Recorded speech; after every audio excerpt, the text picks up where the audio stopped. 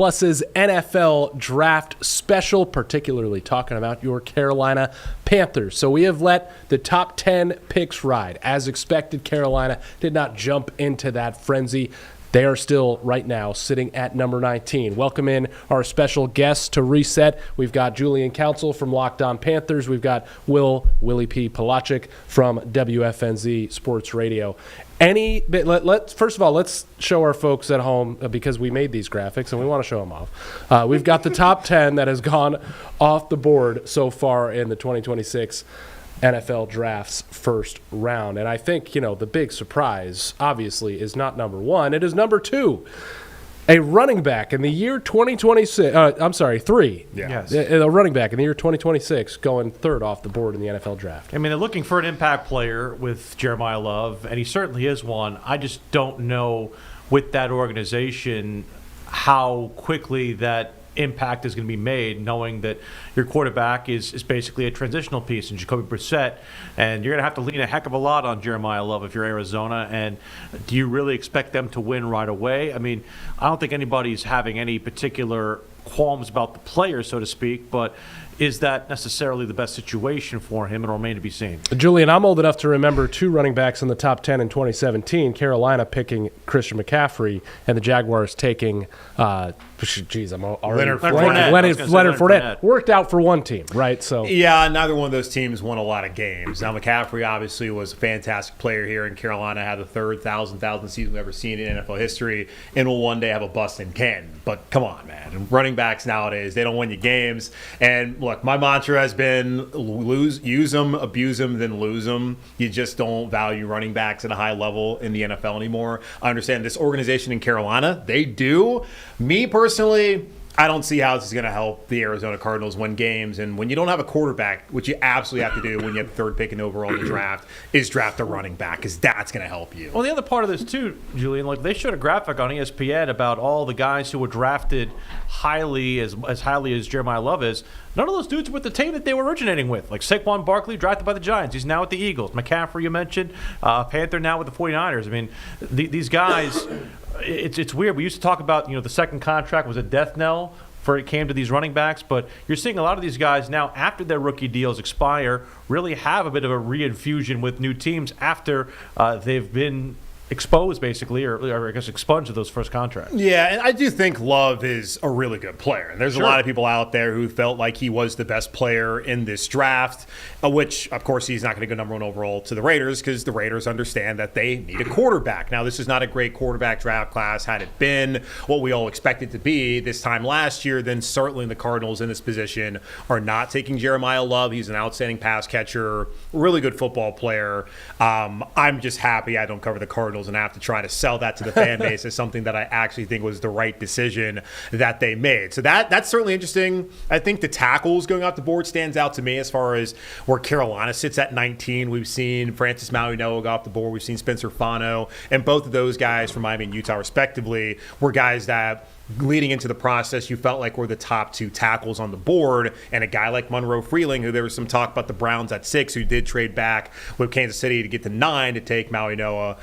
They were a team that could have taken Freeling, and that has not happened as of this moment. Will, I don't think the tackle run has particularly scared off the Panthers. These aren't guys they expected to get, and Fano and Mauigoa. They're not, and the one thing I think that is starting to change now is that we're starting to see some trades come in. Obviously, when you think about what happened with the Chiefs going up to number 6, and then the Browns going back to number 9, and now with the next 3 successive picks, you're going to start seeing a lot more trade happening, and it looks like the Cowboys have moved up to that number 11 pick. Yeah, and safety. Caleb Downs. Mm-hmm. So Thieneman's still on the board. Yep. If the Panthers, that helps Carolina for a while. There's a ways to go, obviously.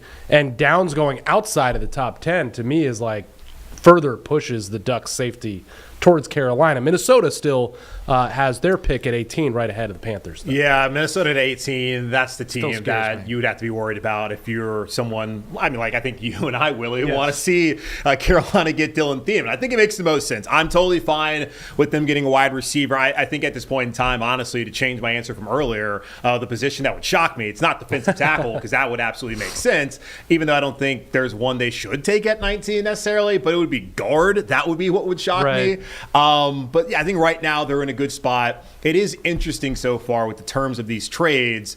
Kansas City only gave up a third and a fifth to move up 3 spots. Dallas gave up 2 fifth-rounders, move up 1 spot. So I am curious for Carolina, if they do want to get out of that spot at 19, it doesn't really feel like they're going to get much in return. So the value may not be there this year in this draft in the first round. So they should probably just stay put at 19, just the way things have worked out thus far. And the other thing, too, Julian, is that I don't think there's anybody who they conceivably thought could be there where they're picking off the board as of yet. Now, if some of those guys start to go, whether it's Thieneman, whether it's Sadiq, whether it's one of the wide receivers, if that starts to happen, maybe you try to rethink your strategy. But right now, the Panthers have to be feeling okay with where their board sits right now. Yeah, I mean, if you're the Panthers, and I believe Dan Morgan when he says we are in the best player available mentality, certainly don't believe that's probably the first time I've believed a Panthers GM when they said that, because they truly were not.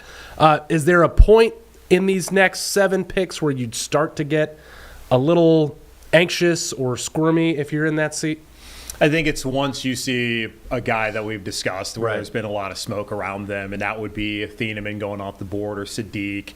Omar Cooper Jr. is another name to look at. I don't think, from recent intel, and I hope it works out for him this evening, Casey Concepcion, I feel like he's going to be there for them, but the Jets are probably the team to look at. That's a team that I do think absolutely needs an offensive weapon. I think Tampa's another team to be interested in. Minnesota, I saw Alec Lewis, who covers the Vikings for The Athletic, and he had tweeted out earlier today that he feels like he's seen as many mock drafts having Fernando Mendoza going number 1 overall as you've seen Dylan Thieneman going 18th overall. Now, that's not true, because every single mock had Mendoza, not every single mock, including plenty I saw today, had Thieneman going to the Vikings. So I really think it's one of those ducks going off the board. That's when you start to kind of squirm and wonder, okay, do we need to do something here? Are we going to get our guy? I think that's when you kind of worry a little bit. Just saw something about what's going to happen behind Miami at 13. Jake Glazer's reporting that it looks like the Rams are in on Ty Simpson. So our second quarterback will go off the draft at 13. Wow. Planning ahead, I guess. That was reporting too that because I feel like the Rams, they were supposed to be like in the teens or something like that. They're not used to picking in the first round. No, they're really not a team. And they're, speaking of picks, they love getting rid of those. This would be a typical Sean McVay, like, hey, I'm actually in the first round, but here's what I'm going to do. I'm going to draft my future quarterback. I love that. I know they're working on a deal with Matthew Stafford right now. They're going to clearly be all in. We've seen like Kansas City, a big reason why they moved up from 9 to 6, get Mansour Delane from LSU is because they lost both their starting corners to the Rams. So that's a team that's going to be all in on trying to win this year. And Ty Simpson, that's a guy I felt like I love what he did at Alabama this past fall. Think would have made sense for him to go back to Tuscaloosa or maybe even go to Miami with that $8 million NIL offer, whatever they were offering him. But to land in LA and effectively redshirt for the season, that's probably the best case scenario for a quarterback like him. You talked about the run on tackles? Yeah, Caden Proctor to the Miami Dolphins. Ruben Bain is still available, fellas. So that's an interesting. Is this a fall yet? Do we think it's a fall? Okay. It's a fall. I think it's the short arms. It's I know there was the car accident. Car accident Yep. that a woman was killed in. That it came up recently, but that's a thing that the NFL teams claim that they're all aware of. I would think they would be, considering how much resource they put into doing background checks on these guys. So yeah, I think Bain's starting to slip in. Look, if Ruben Bain's there at 19, that's going to be an interesting short arms historically. Okay, so you're telling me the guy has short arms and he's a monster, so his comp is a T-Rex. Go ahead and sign me up for that. Are you surprised that the run has started really at the 8-9 spot and kind of still is now matriculating? I thought it would start a little later. I thought it would start double digits for tackle. Yeah. I don't know if I'm that surprised. Miami is a team now with Malik Willis who they need to put stuff around him. Sure. You've seen Tyreek Hill is not going to be there anymore. Jalen Waddle is now a Denver Bronco. It does make sense when you bring in a young quarterback who I think there's still a lot to see out of him, whether he actually can be that franchise quarterback down there in Miami. You want to be able to protect his blind side. And Caden Proctor, That's a guy who was a 5-star coming out of high school, all-world, started year 1 at Alabama when Saban was still there. He does make sense for them at left tackle. And this is all teams here with somewhat established quarterback positions. I know that, again, the Browns is a little bit more fluid when it comes to who's actually there. It always is. But, the Giants have an established quarterback. Miami has an established quarterback. And now when you think about what the Rams are doing, they end up going and getting the quarterback of the future. It puts a lot of questions around what happens with the Ravens now at 14, because this is kind of around that area where Just the picked up an edge, yep. Panthers are kind of in that scenario right now where it's like, do we start seeing players that were on their board start to go? And, Ravens have always loved drafting defense. Let's take a look at our board if Nikki can pull that up. She wanted to a couple of minutes ago. It may have changed by now. I don't remember if we had Caden Proctor on there. That'd be the only name I think I may have had on our kind of best player available when it pertains to the Panthers. So this is kind of what we have right now. Freeling, the tackle from Georgia, still available. Yeah. Mekhi Lemon, the receiver from USC. I mean, you talk about ball skills and a tenacious receiver despite his size. I don't know if he'll be there. He's a jet. Okay. He's a jet. Sadiq and Omar Cooper. So that's kind of what we've got so far. Obviously, we could we could scribble in Ruben Bain here right now because he is surprisingly still I don't available. know if that's something you want to go with in terms of if he's fallen this far.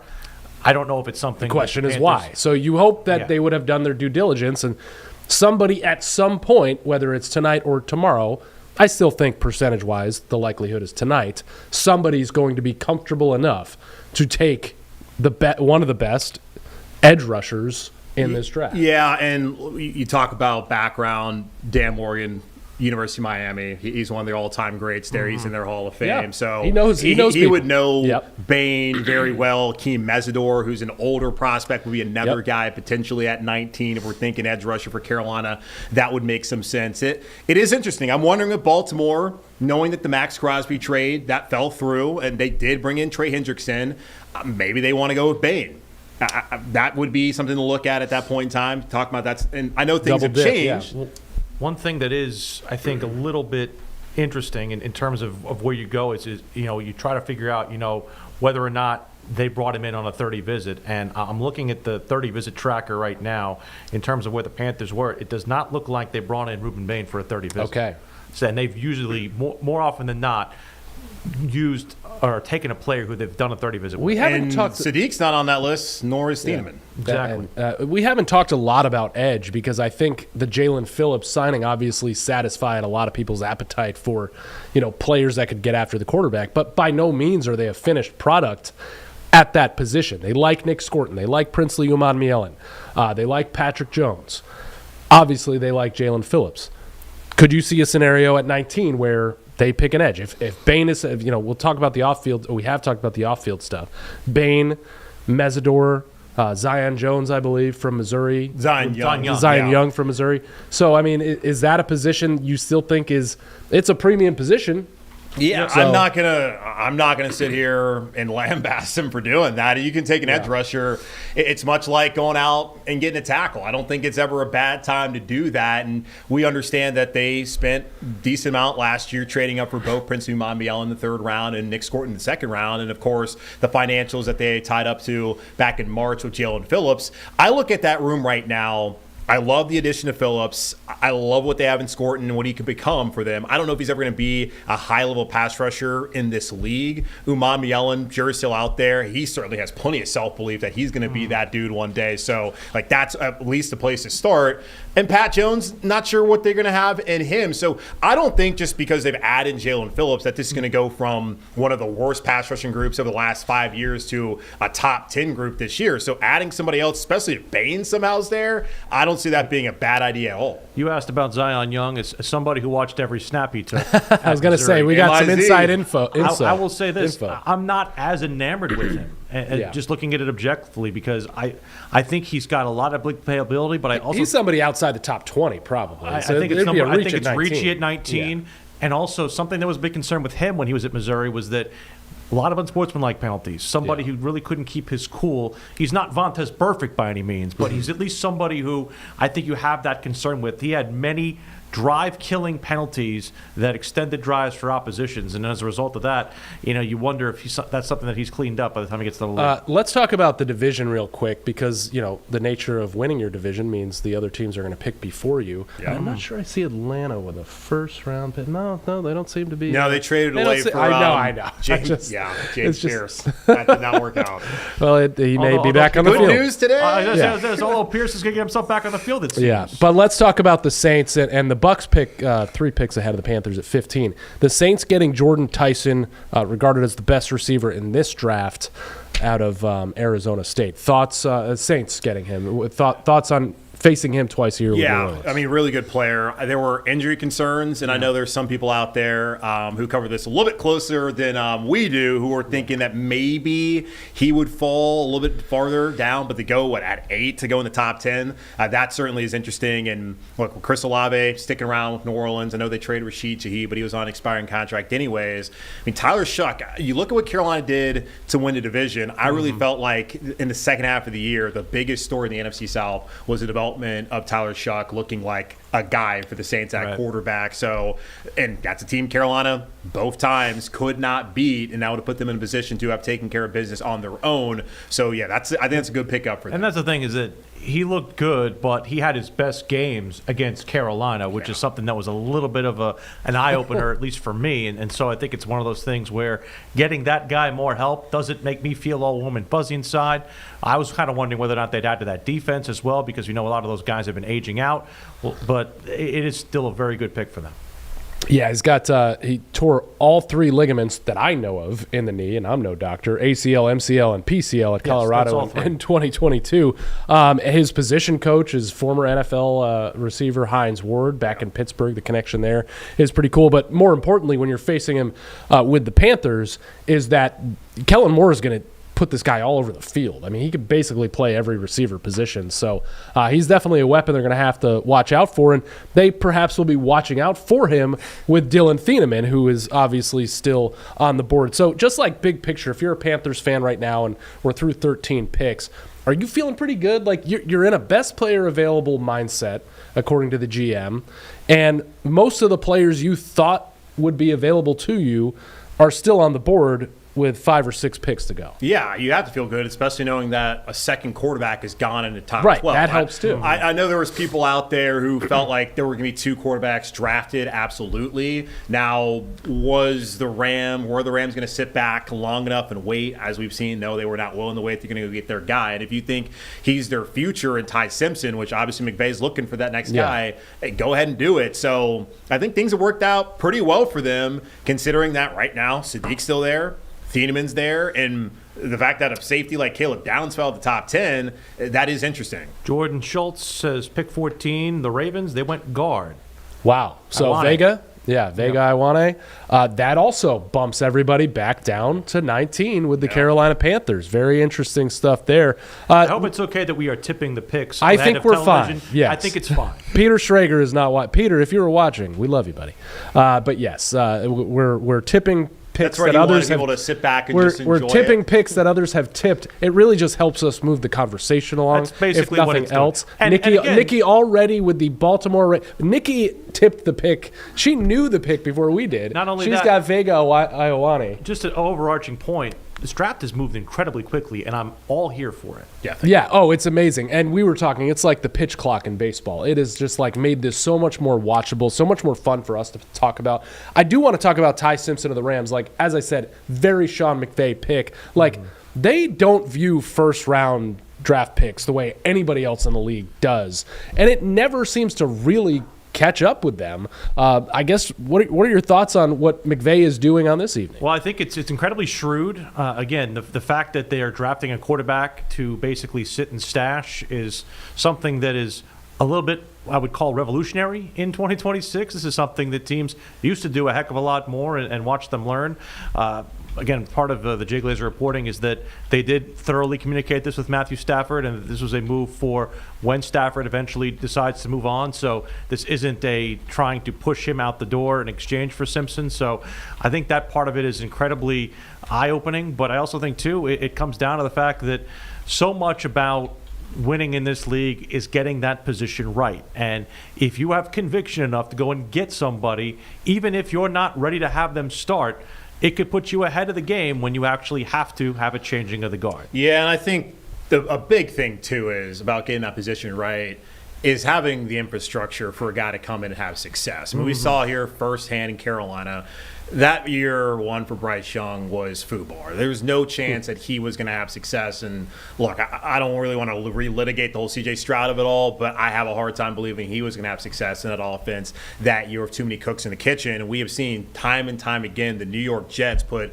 quarterbacks in awful positions and them not succeed. I blame the organization more times than the player himself. Sure. And look, Ty Simpson, again, felt like he would have been better served going back to college. Now the fact he was with the Rams, all right, maybe not, because that is the right spot for him to go in to have success long term. Now, he's not the same kind of physical athlete that Matthew Stafford is. This guy's about 6'1", 205. He was pretty banged up in the second half of the season, does not have the biggest arm. So it will be interesting because I think even Jared Goff, athletically, I mean, he's not a great athlete, but as far as build, is a lot bigger of a guy. He's 6'6" than what Ty Simpson is. So that is an interesting one. It's a great spot for Ty Simpson. It's interesting that Leslie, the GM, and Sean McVay, the head coach there in LA, decided that in this year's draft class that they were going to go and take him. Thing you like about him, no bad habits. 5 interceptions over 523 attempts. That's the lowest interception rate in Alabama's history. You look at that and you say, okay, you at least have something where you're looking at a guy who already knows how to make good decisions. Obviously, the windows are a lot more closed in the National Football League, and you're not having to deal necessarily with a lot of the same, you're not the same freedom you have at college. There's more reads and things of that nature, but he has the ability to now learn all that under the McVay infrastructure, like Julian said, and obviously under a pretty good quarterback in Stafford as well. Great stuff on Ty Simpson of the Rams. You guys, I mean, are ready for anything. So Ravens, we know, are going with Vega Ione, the guard, and that helps bump things down to the Panthers. But let's take it back to the division, because after Baltimore makes its selection at 14, the Bucs are prepared to make the 15th selection in the draft. Anybody that Tampa would take that would kind of strike a little fear in you if you're the Panthers organization. Not because you necessarily wanted that player, but could be. But, listen, you're going to have to face this team twice a year. You backdoored your way into the division win this year, but they owned it for half a decade. Hey, they earned it, and they shouldn't apologize. I saw who they took. Uh-oh. Well, who did they take? Answer the question. They took Ruben Bain. Okay. Well, so yes, the answer is yes. Same question. I would be concerned about Ruben Bain, especially with the tackle situation, and we'll see if that gets addressed here in a few picks. The tackle situation long-term is a big unknown in Carolina. Taylor Moton has that extension from last year, has 2 years left on his deal. Now, he, among 8 other players, have massive cap hits for 2027. So we'll see how things pan out this year. He's no longer the Iron Man that he was. Those 7 straight seasons where he played every snap, that's caught up to him the last 2 seasons. And you have to imagine that he's probably entering year 10 thinking about how much longer he wants to do this. And Ike Ekwonu, the ruptured patellar tendon. We don't know if he's going to play this season. And even if he does, last year of his deal playing on that 5th-year option. Rasheed Walker, that's a 1-year deal. Stone Forsythe will throw him in there as well. That's a 1-year deal. Like, there's real questions. So that does a little bit concern me, knowing that Ruben Bain is a guy who's proven, at least in the college level, to be a game wrecker, that he now is coming into division, and Carolina is not quite sure who, even next year in 2027, bookend tackles could be all different. And if you're looking at the tackles that they brought in, these are all guys who I would say are later rounds. The kid out of Arizona State, Ian Achor, is out there, and Travis Burke out of Memphis. Those I don't think are projected first rounds necessarily. Yeah. So maybe they're looking at trying to address that later. Again, it isn't a necessarily exact science, them drafting somebody who they brought in for a 30 visit, but I'm wondering if that's something they want to address later on. But the argument for going with a tackle right away is to, I guess, bridge that gap with the last year of the Moton contract, the last year of the Icky contract. If, in fact, you don't bring back one or both of those guys, you have somebody who can step right in as a starter right in 2027. That's my argument. And that's the thing that I think you would be looking at, and that's what makes that pick defensible.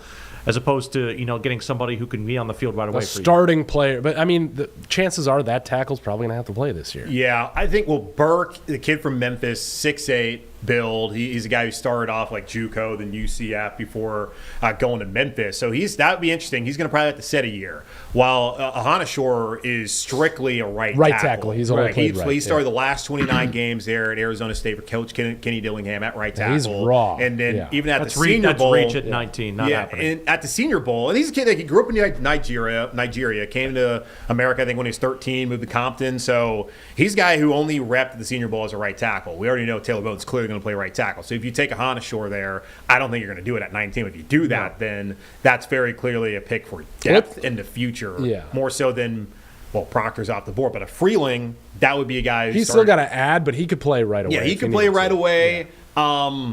Blake Miller he played like 2 games. He played a lot of right tackle. Yeah, he was a right tackle. There's like 2 games like last year when he had to play when Tristan Lee was out at left tackle. Did they finally take a Clemson player? We know they're not going to. I don't even know why. Now, it is not against the rules to draft a receiver 3 years in a row. It is against a rule in Charlotte to draft a Clemson player. Something in that agreement back in '95. Let's just play this out a little bit. So we know that the Bucs are taking Reuben Bain, and then do we think the Jets go Lemon?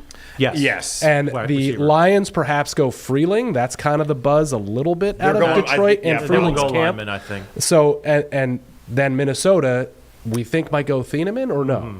Well, at that point, Carolina, if it plays out the way you're saying, where the Jets taking Lemon, which I think we're all kind of in agreement here, and then the Lions going with an offensive lineman. Could you leapfrog Minnesota to get Thieneman? How badly do you want to? That's the question. It's like last year they went into the top 10. It's easier with the 8th pick, knowing we got to walk out of here with Tyrell McMillan. Well, let me say this. Do they have that guy this year that they have to have? We have seen them be aggressive in the draft and go and get their guy. The first pick that they ever made was moving up from 33 to 32 to go get Xavier Legette. Then we saw them later on that night, too, move up to get Jonathan Brooks after they had moved back. We saw last year, both on night 2 with Nick Scorton and Princely Mamiello, them move forward. And just based off of what's been given up so far in the first round to move up, like with Dallas, 2 5th-rounders, Carolina, you got 2 5th-rounders back-to-back. You can part ways with one of those, the 6th-round pick. Look, man, for me, your boy, I would love for them to get rid of that 6th-round pick, not to wait around all day on Saturday for them to make that selection. Pick 2 hundo. And Dan could one of the get picks some more later on. By then it's like turbo clock picks. I think it's like 15 seconds apiece. And let me say this too: we look at the roster. I don't really feel like they need to use every single one of those picks. No. I look at they brought back and one of the They've underrated built things, out the middle of the roster. Yeah. Yeah, go ahead. The Jets did pick a pass catcher, but not the one we thought. Omar Cooper? They picked Kenyon Sadiq. Oh, wow. Wow. So that is off the table. But Mekhi Lemon's Mekhi Lemon is available. So that's intriguing. If he's on the board, then, man, I don't know. There's your slot receiver right there. Here's the thing. Thieneman or Lemon? I think you'd have to go Lemon. Lemon's too a better intriguing. player. Yeah, he gives you more impact. I'm not disagreeing. I think he's a better player. Here's my question. tough. Will you have people beating the table down saying, you drafted a receiver 3 years in a row? I don't think you can do enough when it comes to helping Bryce. No, and I think this guy, if he projects to do where he played, he Why can also is he return. falling, though? That's my question. He's the Bolitnikoff winner. They give that to the best guy. I'm saying, why is he falling? Is there something that we don't know about him? Right. Or is it a scenario where these teams just do not feel like they need wide receiver? That may be it. The Jets needed a pass catcher. They just went with a more versatile type of player, I guess. Yeah, I guess that's the thinking. That is interesting. Man, I don't know. The finished thought I had about a potential trade or up or whatever. I don't really feel like at this point in time bringing back a lot of their role guys or depth guys has allowed them to where are the spots really for a guy who's going to come in and start right away? There's not a ton. No. And even for depth wise, you have a number of edge rushers back behind who can play special teams. We talked about tight end earlier when we were on the air. There's not a ton of areas where you need to add that much depth. So if you feel like this is a guy we have to have, especially now that Mekhi Lemon is on the board in reaching distance, I just feel like why not? But we'll see. We're waiting on it, but that's intriguing. Would the Vikings swoop Lemon at 18? saw mocks that had them taking Sadiq, so they would. Yeah, and right. Hawkinson, I guess, is in the last year's deal, so obviously not tight end. Yeah. They already have Addison. They, of course, have Justin Jefferson. I almost said Jordan. Very different player. Yes. Yeah. Brother. Yeah. But Justin. Great receiving family. Yeah, who's for the LSU outstanding. Tigers. So, look, you can never have enough. No. And I don't think with J.J. McCarthy, I don't think it matters who the receivers are, because I just don't think he can play. Can I admit something? I'm a little thinking as a Panthers fan. I'm kind of glad the Sadiq possibility is off the table. Like I didn't like it as a pick. I didn't like picking a tight end at 19. You didn't like having to say bye to one of those young tight ends. Is that it? I think there's still room to grow for those guys, and I just think you can get a more impactful player for this year. I'm the same guy that said draft and stash a tackle, but I just think that like it's giving me hybrid vibes. Like, what are we gonna do with this guy? Do I trust any team to really employ him the way he should be employed and deployed? I don't know. It's He interesting. had a pretty big issue, it seemed like, with his OC at Oregon, Will Stein, who's now the head coach at Kentucky, because when he was declaring he was going to the draft, he thanked everyone at Oregon except for him. Except for the guy who puts him in positions to And succeed. the team that ended up taking Kenyon Sadiq already has a young tight end in Mason Taylor, so it's not like they were afraid of going that route either. Wow. I feel like different players, too. Yes. Yeah. Mason, not the same athlete as his dad, the Hall of Famer Jason Taylor, who is Ruben Bain. That was his coach, at Miami. Yeah. That is interesting. Like, I think the tight end, and I was talking about this on Locked On Panthers, where I was just thinking about what they're going to do and like what I think they should do and what they will do. And the whole tight end thing, it makes sense in terms of just the lack of production and the kind of player that Sadiq projects to be in this league. Now, that's not a guarantee, but as we talked about earlier, you look at the roster numbers. You just drafted JT and Mitchell Evans last 2 years. You have Tommy, who you like. You have a guy in Felipe Franks who's going to come back and play special teams. Like, that's 4 guys you can already have on the roster, plus James Mitchell, who likely more of a practice squad guy. Like, that's 5 tight ends that you can work with in that room, and you haven't gotten to even see a healthy JT Sanders yet, if he ever will be, and you haven't really seen enough out of Mitchell Evans to make, I think, that big of a pick. Now, I still believe, from people I've talked to, they're interested in the tight end. Oscar Delp from Georgia, maybe a guy tomorrow night that they may be interested in. They also Vanderbilt visited. kid, right? Eli Stowers from Vanderbilt. There's Daquan Wright from Ole Miss, who they met with. He's probably more of a day 3 kind of guy. Still can be addressed. So let's bring up our best available, again, asterisk for the Panthers and double asterisk from the brain of me. I've taken Sadiq off. We've got 5 lines, and I put Mesidor up there. I mean, we can talk about his age, but I think he could be a really good edge in the NFL. Yeah. I skipped Jermod McCoy. He was one that was higher up on the ESPN best available. That's a cornerback. But I don't know. Just looking at these names with what? Yeah, McCoy. 4 picks to go. Like, it's that a couple of these guys are going to be there. So. Yeah, McCoy. The problem with him, he didn't play last year. Didn't play last year, but apparently he's going to maybe need another surgery. Yeah, and I think you're at least good on the outside. That's another one where you're kind of looking ahead too. Well, if you take a corner, then I don't know, Mike Jackson. I don't know how he's going to handle that. Now, if it's a corner like McCoy, who is not going to play this year, right? Do you want to take the PR hit for drafting another player who's? I don't think it'll happen. I don't think so. I didn't put him on the best available, and I put Mesidor. Long story short, Thieneman clearly, I think, is who we think, and Mekhi Lemon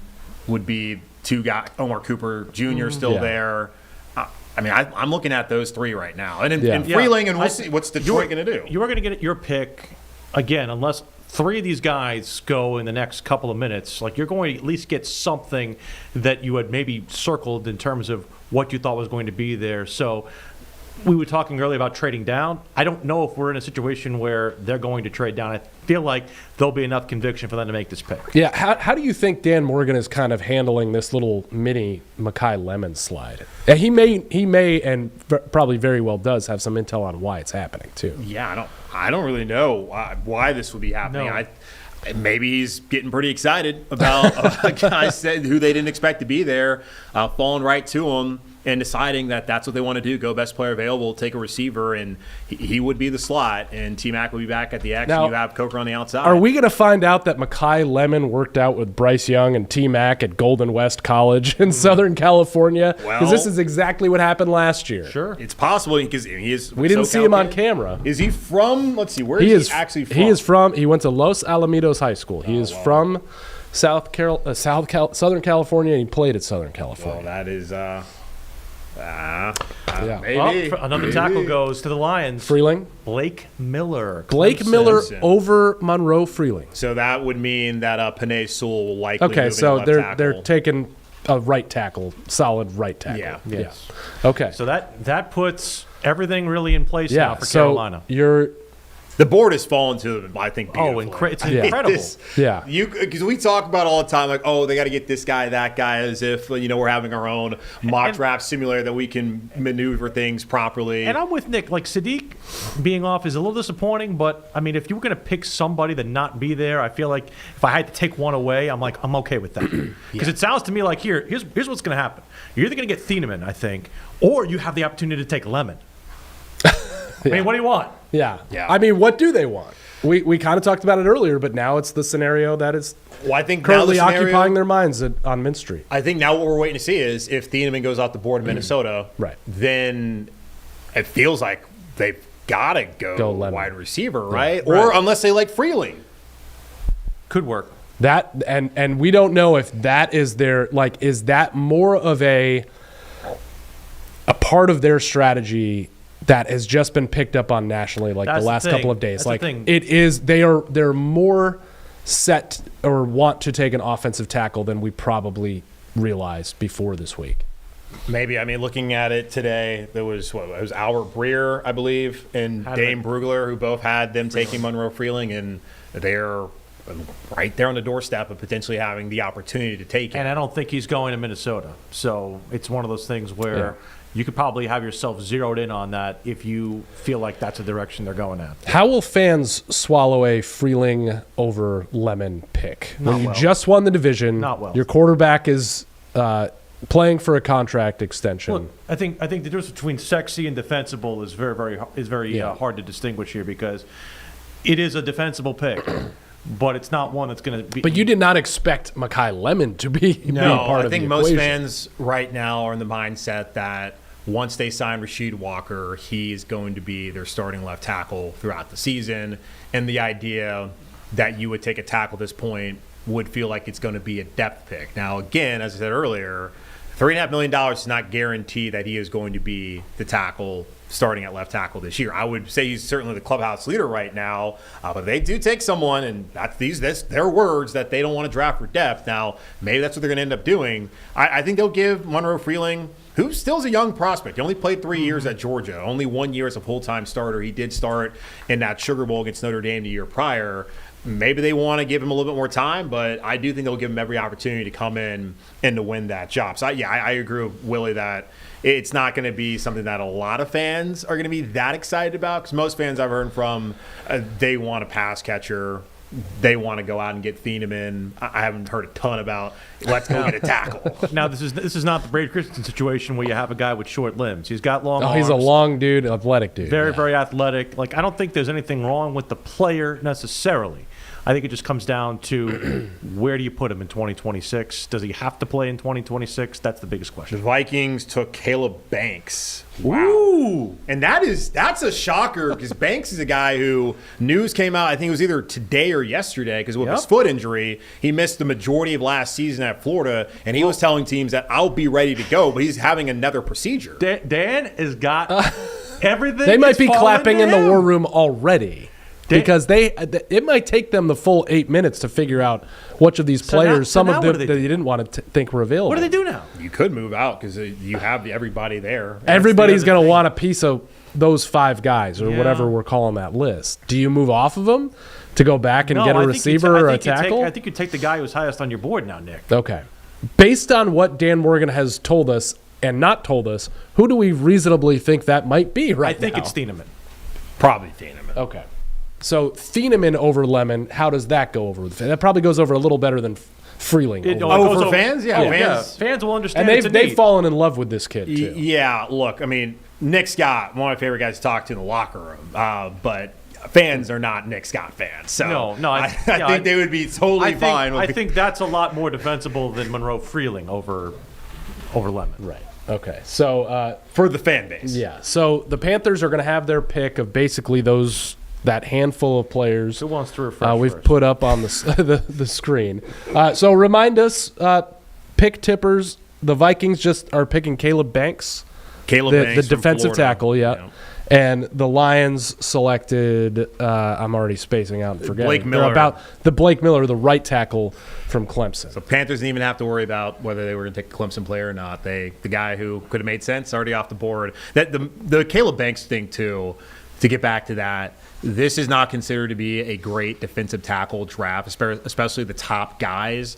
Now, had Banks been healthy throughout this past fall in Gainesville, I do think he was actually a player would have been valuable at this spot. Now, the foot injury has to be a concern. Whether he's actually really going to be available week one, that's not Carolina's problem. It's only Minnesota's problem. But they have a defensive coordinator who can utilize him in Brian Flores. So that is interesting. Here's the big question: if you're the Carolina Panthers, and this is more of the fan in me speaking, who is the one you'd be most ticked off about that you don't take here that goes off and has, I don't want to say a bust in Canton, but has a decent or above average career?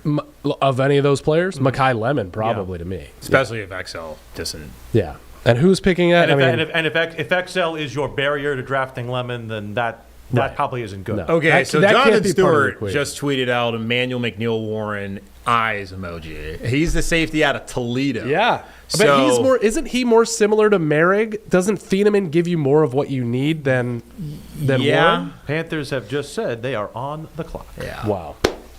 The so Panther, Jay okay, Stu, I got the did pick. somebody tell Jay Stu to stir it up No, real quick? The pick is in. Jordan Schultz is tipping it off. Panthers are doing what Dane Brugler and what Albert Breer said. They're going with Georgia offensive tackle Monroe Freeling. It's Nick's guy. Go Dogs! I'm not sure I want to draw the ire of fans for being right about Nick's this, guy. but the Panthers have selected, or will select, according to Jordan Schultz, Georgia offensive tackle Monroe Freeling, a born and bred left tackle who played for our good friend Chad Greer when he was at Oceanside School. So Chad's going to get a call from us soon, I think. I pre-warned him this morning, but he thought Monroe was going to Detroit. Here's the immediate question. This has to be because of the Ike Ekwonu injury. And it must, I know everybody saw him walking around perfectly fine the other day in a 5-second clip, but I think there's got to be a lot to that because he's also due for a contract. They have been very, and I should say very cloaked about what that injury is, and not what an injury is, but what the timetable is surrounding that injury. That tells me that the timetable for that injury is not a good one in terms of the 2026 prognosis for Ike Ekwonu. Yeah, I don't. The one player I've been kind of basing off potentially his return is Josh Simmons, who was first-round tackle from Ohio State that went to the Chiefs last year. He ruptured his patellar tendon in October of his last season there at Ohio State and then was ready by training camp in July. So that was 9 months later. Then it was 11 months afterwards where he was actually playing in a game. That would put Icky, of course, if it's 9 months, right around September, October, and then deeper in November if it's in the later end. But that's the thing where you have to really wonder because that's an injury that is tough to come back from when it occurred, being as big as he is. I feel for him. It's good for him that he was able to get that fifth-year option, get that $15 million this year. I don't know what his future is going to be like in Carolina. And again, I think we have to make a distinction on the player versus what else was available. Like you had the opportunity to draft a high impact receiver if everything we saw in college is to be believed on Lemon, and the fact that it seems like people are moving off of him for some reason that we're unsure of. You had the opportunity to fill an immediate need for somebody who could very well be on the field in 2026 in Dylan Thieneman, who I think everybody and their brother thought was linked to the Panthers. Yeah. And then you go and make this pick, which is insurance for a position that, well, there is definitely a need, and when it comes to positional opponents, left tackle is a big one. You already have a couple of stopgap solutions there that are already there. Maybe the situation is a little bit more dire when it comes to Ike Ekwonu than we might have thought. 1 year, $4 million for Walker. Like, could Freeling have a chance to beat him out? Well, yeah, like, and that, sure. Get like earlier when we were talking about Yeah. it, that is not guaranteed starter money. No. So if you take a player at 19th overall, you've already voiced that you're not looking to draft for depth there. Maybe you did. You're not looking to do it. Doesn't mean you're not going to do it. I could absolutely, and I could absolutely see him. It also means Dan lied to us again because you don't want to draft the depth. Maybe he lied. Maybe he lied, or maybe they really see something. I mean, obviously they see something in this kid to where they think that he can come in immediately. I'm not even thinking about who's going to play the left tackle. I'm just very curious now about Icky and his future and who ends up being the right tackle of the future and all of that. Because, well, the Eagles moved up to 20, so maybe the Eagles with the whole A.J. Brown situation. I was going to say, maybe they're getting Kyle Leonard. Yeah. Sounds like it. All right, so we're working on a couple of different things here, guys. We're obviously going to hear from Dave Canales and Dan Morgan. If they are done in the first round, they're set to speak supposedly soon or soon thereafter after this pick. Imminently, correct was the wording on that. So we will have that for you. Monroe Freeling will likely be on a Zoom with media that we will also bring to you. Oh, look, ESPN just happens to be in break right now. And the pick is in. Yeah, the Panthers pick is in break. Oh, jeez. Hey, well, NFL Network, they're still rolling. I guess which is now ESPN, right? They're all in one ecosystem right now. It's all the same. Oh man, this is. What do you think? I'm trying to wrap my mind around. We are working on getting the Locked On Georgia host, who I was working on getting last year when I thought they might take Jalen Walker. So I've restarted that thread. Will it, Clint will join us hopefully soon. And I told Chad Greer I was calling him tonight if this went down. So I'm calling Chad Greer, who was at Monroe's draft party. Really cool thing about Clint, I had him on the show the last 2 years. We talked about Michael Williams last year, along with Jalen Walker. Had him on to actually talk about Monroe Freeling. Go check that out on Locked On Panthers. Maybe it's your favorite podcast, and also on YouTube. But Clint played college football with one Dave Canales. Oh, there you go. Oh, wow. Azusa Pacific. Look at this. So that was a cool thing he dropped to me. I was like, oh, well, Clint, we're going to have to talk about this another time. The other thing, too, that, again, if you look at some of the scouting reports on Monroe Freeling, he's the exact opposite when it comes to a profile of left tackle than Ike Ekwonu is. Ike Ekwonu looked at it more as a road grader, run-blocking specialist. That's looked at as a weakness for Monroe Freeling. He is more of somebody who is a lot more comfortable doing the kick-out and pass pro type stuff. We had always kind of talked about whether or not Ike Ekwonu, after the fifth-year option hits, maybe you bring him back and move him on the interior, or you move him to the right side if, say, the Taylor Moton stuff ends up going by the wayside after this year.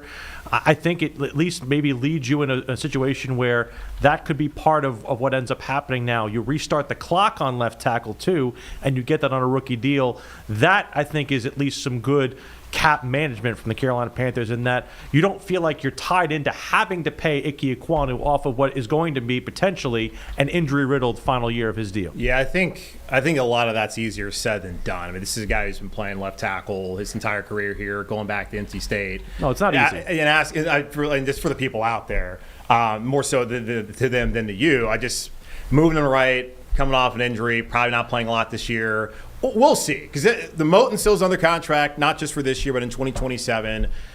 I don't know what exactly they're going to do with Icky at this point in time. There's always been the talk about move Icky to guard, and when people would say that, they would offer no other solution to who's going to play left tackle when that came up. Now, obviously, the Panthers have, it seems to be a solution to Monroe Freeling.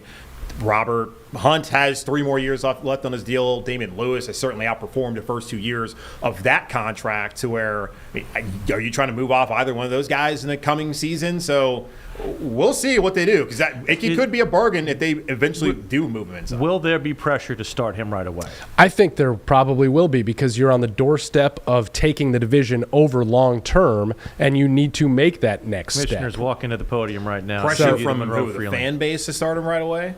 I just think pressure on knowing what you ended up spending to go get that guy. I mean, not spending, but using a first-round pick to get that guy. At this point in your build, to go from I think they think they're in a competitive good to spot. contending. I think they feel like they're in a good spot. What do you think the messaging will be when we hear it from Dan Morgan about why this pick over some of the this is a premier position? I think you're gonna hear something more Juicier definitive positions. on Ike Ekwonu. I think that's what I think that's got to be, if not the first question, it's got to be an early question from the media to Dave and Dan is, all right, you're making this pick. That tells us that you're not expecting Ike for the start of the season. When are you expecting him? I don't think they're not going to say anything. I don't think this is going to be anything related to that. I think they're going to say they want the best player available. He had surgery. It's been months now. Right. They know they have to have an idea of his timeline. I don't understand why now all of a sudden it's like, oh hey, we're going to do this because Ike's not going to be back this year.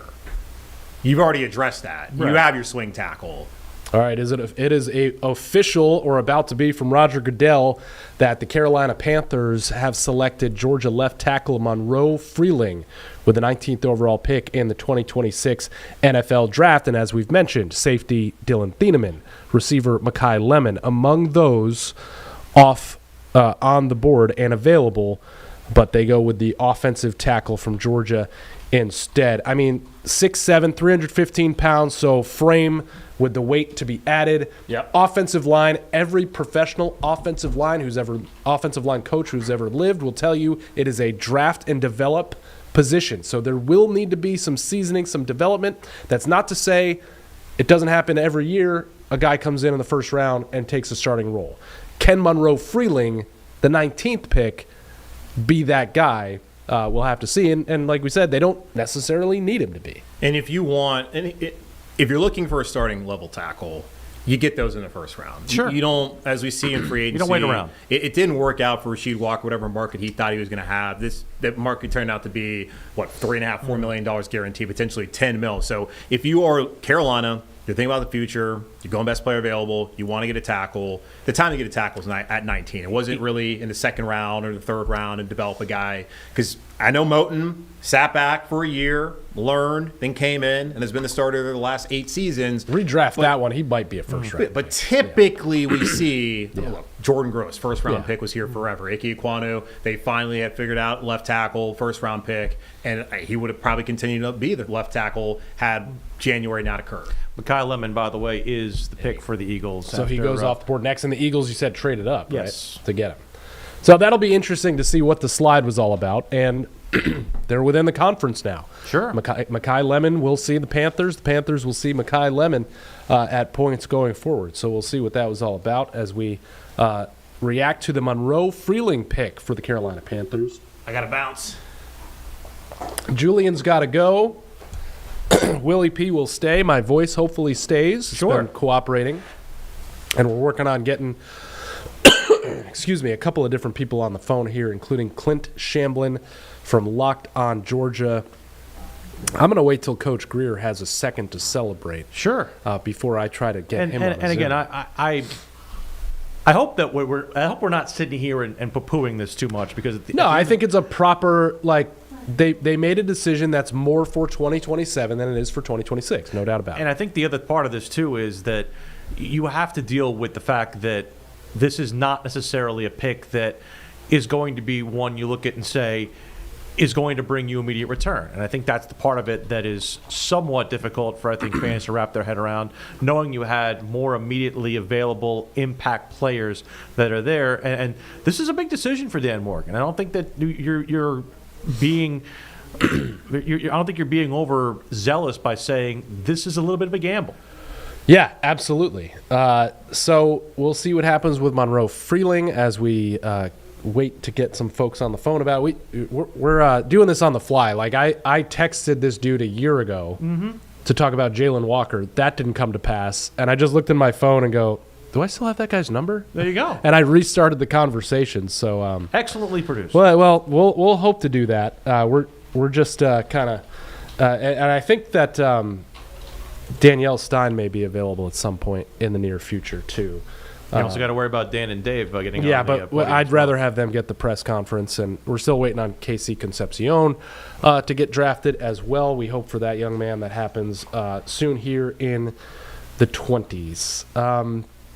Willie, just looking ahead to tomorrow, what does this leave the Panthers in needs? Well, I think, Can they get Jacob Rodriguez tomorrow? You think he goes off the board tonight or before they pick tomorrow at 51? I think that he'll be available at the start of day 2. I don't know Yeah. if he'll be available by the time the Panthers pick on day 2. So it comes down to whether or not you want to use one of those 2 fifth-round picks to move up, or potentially use your third rounder to go move up, or even if it's a situation where you just want to move up your standing in the round by using your second-round pick to do so. And that goes into, again, the decision to not trade out of 19, because that was one of the things we were talking about, knowing everything that you had on the board that you feel like could have been connected to the Panthers. I said you take the pick that you wanted with a conviction. That tells us that they were way more in on left tackle than I think anybody else said. And I think that started to trickle out in the last couple of days. Yes, this is the second year in a row where, they kind of tipped their hand. We wouldn't mind a safety, or we wouldn't mind a tight end, we wouldn't mind, another defensive player. And now it comes out that it is a left tackle. Again, I still think this probably means something a little bit more punitive on the Ike Ekwonu scenario. All right, we'll see what Dan Morgan has to say momentarily. For now, we're going to take a quick break. We're going to try to get Locked On Georgia host Clint Shamblin on the Zoom line to talk about Monroe Freeling. Stick around.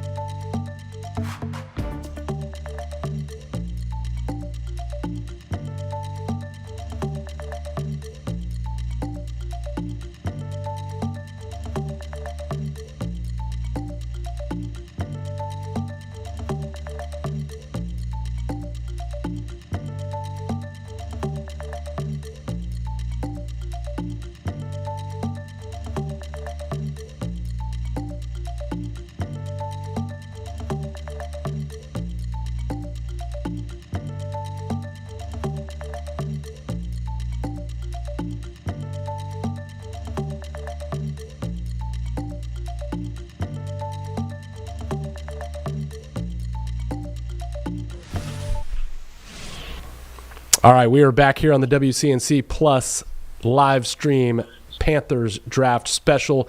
Carolina selecting offensive tackle Monroe Freeling out of Georgia with the 19th pick in the draft. A lot of questions about how he fits into the current roster construction of Carolina, but let's dive into who Monroe was at Georgia as a player and a person. And to do that, we've got Locked On Dogs host Clint Shamblin. Clint joining us on short notice on speakerphone, which we appreciate. I had Clint's number in my phone because I thought I might be talking to him about Jalen Walker last year. That did not come to pass, but lo and behold, never delete your contacts. Clint, thank you for joining me and talking Monroe Freeling. How are you? I'm doing great, man. All of a sudden, I'm a huge Panthers fan. Well, you have a Dave Canales connection, too. Tell us about that. I do, yeah. Dave Canales and I actually went to college together. We played on the same team at Azusa Pacific, and so I know Dave Canales. Everything that you hear about the kid, I call him kid. He's not a kid. He's a grown man who's doing great things. I really believe in. He's a great guy. Think the world of him. You guys got a great leader, and that's what you want out of a coach, guy who can lead other men, and he can do just that. That's all we knew of him at APU. Now let's talk about the player he just got.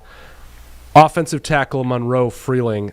The Panthers, you may be aware, already have about 3 offensive tackles. One's sidelined for now, but how does this kid project as an NFL left tackle? You know, it's really wild. A lot of people before the draft were projecting him going right tackle, sliding on over. He could do that, but I think left tackle is where you want him. He is first and foremost a guy that loves football. Every single player that comes out of Georgia, Kirby Smart has more first-round draft picks than he does losses at Georgia. Everybody that comes to Georgia loves playing football. Monroe Freeling is no exception. He's tough as nails. He fought many injuries that he played through. Never once was that an excuse for him. He got beat on a couple of times, a hole in his game, most of it from an ankle injury that really debilitated him, but he played through. So he's tough as nails. He has every single tool to stop a power rusher, a speed rusher, a finesse guy that's got moves off the edge. He's somebody that you're going to go ahead and plug and play just like he was at Georgia. He was not a liability in the run game or the pass game. Many times our tight end was on the opposite side of the formation from him, chipping and giving help because he held down the left side so well for us. He's likely to have basically a year to redshirt here. What do you think he's going to work on in that year to adjust to the NFL? The one thing that the biggest hole in his game is if he came across a defensive end that had a plan of attack against him pre-snap and a very quick first move, Monroe Freeling could at times be beat with that. 2 years ago against Notre Dame, there was a horrible play in which he got blown past, strip sack fumble, led to a touchdown against us, and that's ultimately why Notre Dame won that game. He came back the following year. We saw fewer mistakes of that, and we saw him get beat off the ball very seldom quickly, but that's what he's going to work on. What he's going to work on, he's got the frame 6'7", 320, 325, somewhere around there. He's going to bulk up a little bit more. The footwork is fine, but the very first read of NFL-ready defensive ends, especially the top 10, 15% of the league, could be a mismatch for him, which is why if he gets to redshirt for a year, wow, what an incredible opportunity for him to go ahead and catch up to the speed, acclimate to it, and once he has that down, the rest is going to be gravy for him. Is he somebody that could beat out an entrenched NFL left tackle this August? I mean, do you realistically see that as a possibility? Look, you guys know the roster composition better than I do for the Panthers, but I'm here to tell you Monroe Freeling is not thinking a redshirt year his first year. He is somebody that could come on. Kirby Smart did 6 or 7 best offensive linemen, and you got to rotate through. Right tackle, left tackle, guard positions, it didn't matter. So he is somebody that competitiveness is huge for him. Strength is not going to be a problem. Speed and athleticism, we saw it at the pro day. He has that in droves. So nobody's going to out-physical him. It's can he acclimate to the playbook. And if he's a student of it really quick, I'm not going to be shocked to see him rolling out there in some offensive line position to begin the year. Yeah, Panthers left tackle Ike Ekwonu left the playoff game with a ruptured patellar tendon. No timetable on him yet. They signed Rasheed Walker, kind of long-time Packers offensive tackle, but just to a 1-year, basically $4 million deal. So there is a thought here in Carolina that Monroe, if he's got the right mentality and makeup, like you said he does, could come in here and try to compete for that starting role. Were you surprised he fell to the Panthers? I actually know his high school coach, Chad Greer, who was among the many thinking that Monroe would be in Detroit tonight. It was really wild. Before the draft, the whole process began, I thought somewhere in the middle to kind of mid-late first round was going to be appropriate for him. I saw him being mocked way ahead in the top 10, and then I started seeing the rash of the tackles being picked, and I was absolutely shocked at the other tackles above him. Look, Proctor is from Bama, so I hate his guts, but however, he is a complete work in progress. He's going to probably be a guard more than anything else. If you keep him at tackle, that's a bad matchup from him. All the way down to Fano and Magoya, those guys are a little bit more kind of tried and true, ready to go. The Blake Miller pick at Detroit was absolutely shocking to me. So Panthers fans, this is a guy that I think should be top 10. He's got the skill, the talent, the projection on it. He's exactly what you want out of left tackle, somebody whose name you're not going to hear that much. So that's what you want out of him. And so him falling to 19 is a dream scenario. Locked On, we actually did a mock, and somebody said he was going to go 19 to the Panthers and kind of pick their spot here. So I feel like this is a perfect dream scenario for him, especially with what I know of the front office of the Panthers. They want guys who are tough as nails, hard-working mentality. That's exactly what you get in Monroe Freeling. Well, they do want dogs, so they got one, just with a W. Exactly that. Last question, Clint, and thanks again for joining us on short notice. Was there a game Monroe Freeling had, or a couple of games? I saw he's offensive lineman of the week in the SEC against Texas and against Auburn, or a specific player that you kind of think that's the Monroe Freeling game. Like we're seeing flashes of what could be at the next level in this game. Yeah, absolutely. When you saw him at the last half of the season, early on in the season, it was kind of hit and miss, a little bit back and forth. But the last half of the season, you really saw him take shape and become that first-round draft pick. Against Alabama, late on in the season, in the December 6th, Alabama, we crush him, we win. He held his ground so well in that. Georgia Tech game was a mauling game for him. He came out in that game and absolutely road graded with incredible ability. And you mentioned the Texas game. Texas, from what I was told, had the most efficient defense in the entire nation, and he stone cold locked people down so much where blitzes were coming off his side, and he was comboing off of them so easy and quickly. Earlier on in the season, against Auburn, there was one particular play where he actually got beat inside on a play. You saw him on the tape pound his fists on the ground in such anger and start hitting it with such force. The very next series, he came out a man on fire and drove people off the ball. So I think the last half of the season is the type of player you're going to get, and his trajectory is pointed sky high up. Awesome. Clint Shamblin, he's the first dog off the board tonight, all the way to 19. Who's next? You know what? That was really, really shocking to me. Yeah. I did not anticipate that at all. C.J. Hill, maybe? Yeah. C.J. Allen. C.J. Allen, sorry. C.J. Allen is going to get an absolute dog. He's going to be a 10-year starter at linebacker who you don't have to think about, and he's going to get you 85 tackles at minimum every single year. He's the one that I would go to next. And whoever gets Branch at wide receiver, I don't think he's going to go first round. I think he's going to go early second. That guy's a speed demon who's going to be a Julian Edelman, and plus after that on top of it on the outside. Clint Shamblin, I hope the Panthers draft Bulldogs just about every year so we can do this again, man. I appreciate you doing this on the shortest notice I think I've ever given anyone. So thank you. Absolutely, man. Anytime. All right. We'll say hi to Dave Canales for you. Dave Canales and Dan Morgan speaking right now. We're going to bring you their comments. As we said, Willie, like they're going to have to sell this a little bit to the fan base and maybe give us some insight into what's going on with Ike Ekwonu. Yeah, a couple of different comments that I've seen aggregated by the Panther reporters who are there.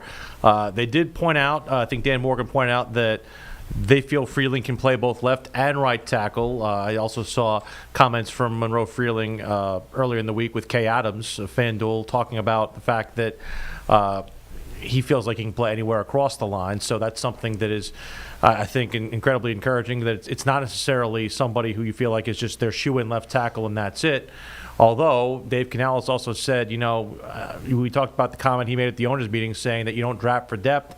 They feel that he can compete for a starting spot on the left tackle position, and nothing, at least as far as I've seen it yet, has been addressed involving Ike Ekwonu. But that's my big question. And it whether it's via his play, whether it's via the injury, whether it's whatever reason you want to put on there, they were not sold on Ike Ekwonu at that position long term.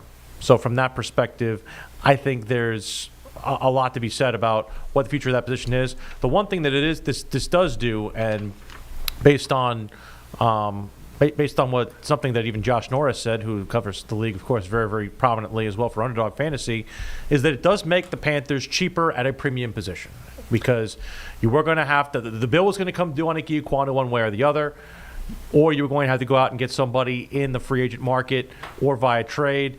And that at least prevents you from having to do that. You basically extend the life of your left tackle on a rookie contract potentially here for the next 4 or 5 years. There is movement that we are not able to show you because we would infringe upon the NFL's rights to the draft. But there is a lot of movement and a lot of joy at the KC Concepcion draft party in South End. And I'm going to guess Cleveland with that because he was mocked there.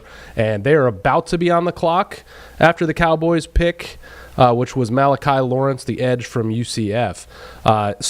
As I said, and just being fully transparent, we can't bring you the live images of Concepcion, but we are going to get those to you as soon as possible. And we've got Miles Harris on site who's going to deliver another report and some images from the Concepcion draft party. So KC's going to Cleveland, which Per Jordan Schultz. Yeah, it seemed like if he was going to get past 19 with the Panthers, that was probably the lowest he would go. Extremely excited for him, having covered him in high school at Vance and now Chambers High School. There was some talk about second round for him, but he's too good. He's too fast. It's not a bad day one good. for the Browns who get Fano earlier on. I know that moving out of 6 might have been a little bit tough for them to swallow, but they end up going and getting some more draft capital later on in the draft. And you end up getting Fano, and you're getting a starter-level wide receiver for Shedeur Sanders. I mean, that helps you immensely, I think. Yeah, let's just take a breath and recap post-Panthers pick. It was Mekhi Lemon to the Eagles. Max Ihanachor, the tackle from Arizona State, goes to the Chargers. The Cowboys getting Pittsburgh. The Chargers taking Akeem Mesidor, the soon-to-be 25-year-old Miami edge rusher, and then the Central Florida product at edge, Malachi Lawrence, going to the Dallas, and now KC Concepcion about to be officially a Cleveland Brown, and then it's the Bears at 25. So, I mean, not a whole lot jumps out there except the whole Mekhi Lemon thing, which I'm still not sure we're understanding of. Yeah, I think that's something that'll come out. Somebody will leak something throughout the next 12 to 24 hours in terms of why the slide happened there, and it could have been something as simple as you had a bunch of teams that were in succession that felt like their wide receiver position was not a position of need. I mean, Sadiq goes to the New York Jets. That's one you would have thought might have taken them. I don't think we thought Minnesota was going to take one. And Detroit went offensive line. I don't think you can begrudge them for doing that. So I think it comes down to the fact that the run on tackles, I think, made people a heck of a lot more nervous about that position than it did about wide receiver. And now after Lemon goes, you see Concepcion go, I'd be very curious to see whether Omar Cooper Jr. goes somewhere here in the next couple of picks, whether it's Chicago, Buffalo, San Francisco, Houston. Those are all candidates I think they could take. Got Denzel Boston. As we look at KC's party from earlier, just a cool thing. Anytime we always seem to have a first round pick in both drafts, really, NFL and NBA. And last year it was Jalen Walker, and man, I felt awful for him as we had the cameras on him when Carolina passed on him. But then he goes to the Falcons, and he has a chance at redemption twice every single year. But KC Concepcion, I mean, this family has been well known in the youth football circles for a long time here. He played for the Mooresville Hornets. One of our longtime photographers, Kevin Wardlaw, was a coach in that league and remembers him. Just a very earnest dude. Yeah, I think and I loved Miles' interview with him before. It was fantastic. I don't know if we can show that again. So this is KC Concepcion prior to tonight's draft, talking with our Miles Harris, before going in the first round here. For the watch party, but KC, talk to me, man. How are you feeling right now heading into tonight's draft? I mean, I'm feeling, anxious a little bit, excited, just, figure out, where I'm going. Now, I always tell everybody what they're wearing. Talk to me about the idea about the fit today, man. All right, bet. So we got AOB top, LB denim set, LB top, LB bottoms. Tim's on, the Butters, Zara t-shirt, we got T-pin, chain on, Cardi watch, the little bracelet. So. You're shining, bro. Yeah, You're shining, man. But talk about it, because this is such a loaded wide receiver draft class, and there's obviously so much noise that goes around where you could go. How do you stay focused, and what's your mentality, man? I mean, I know who I am. I'm not really worried about rankings. I know what I can bring to a team. I know what I can bring to a organization. So whoever picks me, I'm ready to work. How important was it for you to have this party here in Charlotte around your loved ones tonight, though, too, man? Very, very important, man. Charlotte made me, so just like me being able to be here and celebrate with everybody from like Charlotte, my teammates, my homeboys, my coaches, my friends, my family. It just means everything. Now, we saw you a little bit earlier going through some of the jerseys that your parents had kept for you, some from high school, maybe from earlier than that. When you're going down that memory lane, man, what are you thinking? What are you remembering? What's that stuff look like? I'm just remembering, man, practices, games, man, because the process, of me getting here. A dream, hoping to come to reality. Yeah. Man. I appreciate you so much for your time. Good luck, man. We'll talk to you a little bit later on tonight. But Nick, guy's very ecstatic. Seen a lot of love around him as well, and so hopefully his number is called pretty early this evening, Nick. Thank you, guys. And that was Miles Harris earlier with KC Concepcion, who is now officially a Cleveland Brown at number 24. It is great for him, and some may notice in KC's interviews he does have a stutter. That is something that he has dealt with for a long time, and he went to the combine, Willie, at the podium, knowing full well, I'm going to have to face this in front of all of this media, in front of the football watching world. I'm going to have to do interviews with all 32 teams, perhaps, and kind of let them know who I am and what I deal with. And I thought it was I think it's incredibly inspiring. Right, and I think it's something that, he's a very, very humble guy, and somebody, like I said earlier, very earnest, and Cleveland Browns are getting a good player. I know the organizational history there is not the greatest, but it does seem like they've tried to turn the corner and make some defensible decisions. Again, today they're all going with having 2 picks in the first round, getting an offensive tackle and getting him. It definitely shores up their offense. All right, just so everybody's aware, we are seeing that the Panthers press conference has concluded. Once that gets turned around, because due to NFL regulations, we cannot carry that live. We don't have the rights to do that. We are going to show you that just minutes after it concluded. So we can hear, we've seen bits and pieces on Twitter. I think you saw a few things on Twitter about kind of their explanation of the pick of Monroe Freeling. The biggest question I had in my mind is how Ike Ekwonu factored into that pick. I believe Sheena Quick, Pete Blitzen ended up asking that question and did not necessarily offer a clear answer on that. And so, again, they continue to be very cryptic about Ike Ekwonu, and I really don't understand why. Like who's the benefit here?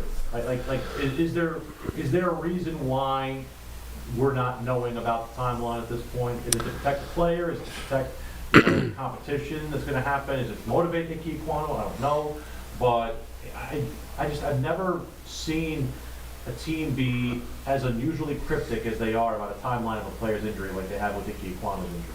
Now, Ike's injury opens the door to make this pick more explainable, but is there a chance they like this guy so much as their future left tackle regardless of the Ike injury? I think, again, it's not just the injury, it's the uneven play of Ike and the fact that they know they have to pay Ike after this season, and if you know you're not going to get him for a full season and you already have questions about his viability anyway, that's what makes this all more defensible. And Mike, I saw the first post up with Mike Kay of the Charlotte Observer. He calls him a cornerstone player and somebody who can be an immediate and long-term solution at that position.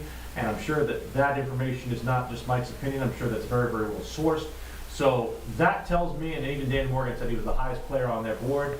That tells me, and of course every GM can say that at this point, that tells me that they feel like he is a left tackle of the moment and of the future. And you talked about whether or not he can compete with Rasheed Walker for the starting slot. that tells me they feel like he's the starter going into at least the off-season training program, going into the off-season program, going into training camp.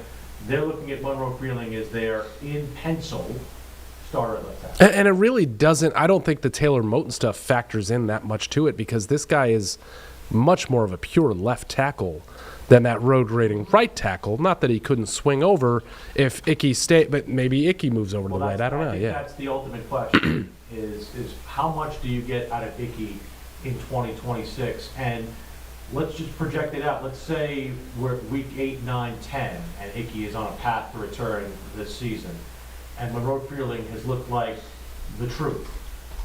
Do you put Icky Ekwonu back into the starting lineup in a position that's not left tackle? Do you put him at guard? Do you put him? And again, you're not displacing Damian Lewis or Robert Hunt unless either of those guys is injured. You're not displacing Taylor Moton. He's under contract for this year and next. There's, I think, again, a desire for this team to get younger and cheaper at that position. That's the biggest part of this. And maybe it comes down to the fact that they're not necessarily against letting Ike Ekwonu go at the end of his contract, which would be a tough pill to swallow for somebody. yeah, Charlotte kid, and who, dealt with the ups and downs of being a hometown kid at a premier position, had his lumps, had his good moments too. This goes into how do you defend this pick if you are Dan Morgan and Dave Canales. You have to have been so sold on this guy that you were going to take the criticism's not the right word, but to take the questions about it. Because here's the thing. If you took Mekhi Lemon, what was the question going to be about? Well, it must be an indictment on Xavier Leggett. Yeah. If you took Dylan Thieneman, I don't know if anybody's necessarily carrying a torch for Nick Scott, but that's basically the situation there. If you took another position on the board, whether it was interior defensive tackle, that one's defensible because you let go of a Sean Robinson. So I think there were going to be questions no matter what the pick was, aside from a couple of positions. So to that end, I think that they took the guy who, at a positional level of importance, is going to impact them for the longest period of time if they feel that Monroe Freeling is their left tackle starter of the here and now and for the future. Nikki, are we ready for this press conference yet? It's still uploading to the system. Dylan Thieneman. Whew, that would have. I don't have to do that much. I would have struggled with Thielenman. Dylan Thieneman, safety from Oregon, is heading to the Chicago Bears, Willie. So a little bit of a, he came up hot on those draft boards, the last couple of weeks, but now he goes to 25th. That you know what that tells me? It tells me that, again, look at where all these picks are. Look at where all these picks are. There are so many tackles. There were so many tackles. A third of the picks between 9 and 21 or between 1 and 21 rather, were tackles or offensive tackles. That tells you how much teams value that position in this draft. And the second most taken position was wide receiver, and then you get down to edge. You have the two quarterbacks. Now you have your second safety off the board in Thieneman. Obviously, we thought Caleb Downs was a little bit further ahead of Thieneman in that scenario. That more so tells me, Nick, that it came down to a positional importance, positional value structure, in that while Thieneman, I think, could be the best cover safety in this draft, it's not thought of as highly for somebody to go get him in the top 20. And that's, I'm not going to say that's the worst thing in the world, and that kind of went into my decision-making here in terms of, hey, if you didn't think Thieneman was going to go until 25, you could have traded out in 19 and not felt like you were losing out on much. Yeah. And they could have traded back for Concepcion, but they obviously like Freeling, who will speak to the media at 10:35. We're going to take a quick break. Is that okay, Nikki, while we wait for some things to upload? And we're going to come back with the Panthers news conference with Dave Canales and Dan Morgan. And we're also going to come back with scenes from KC Concepcion getting drafted by the Cleveland Browns. We'll be right back.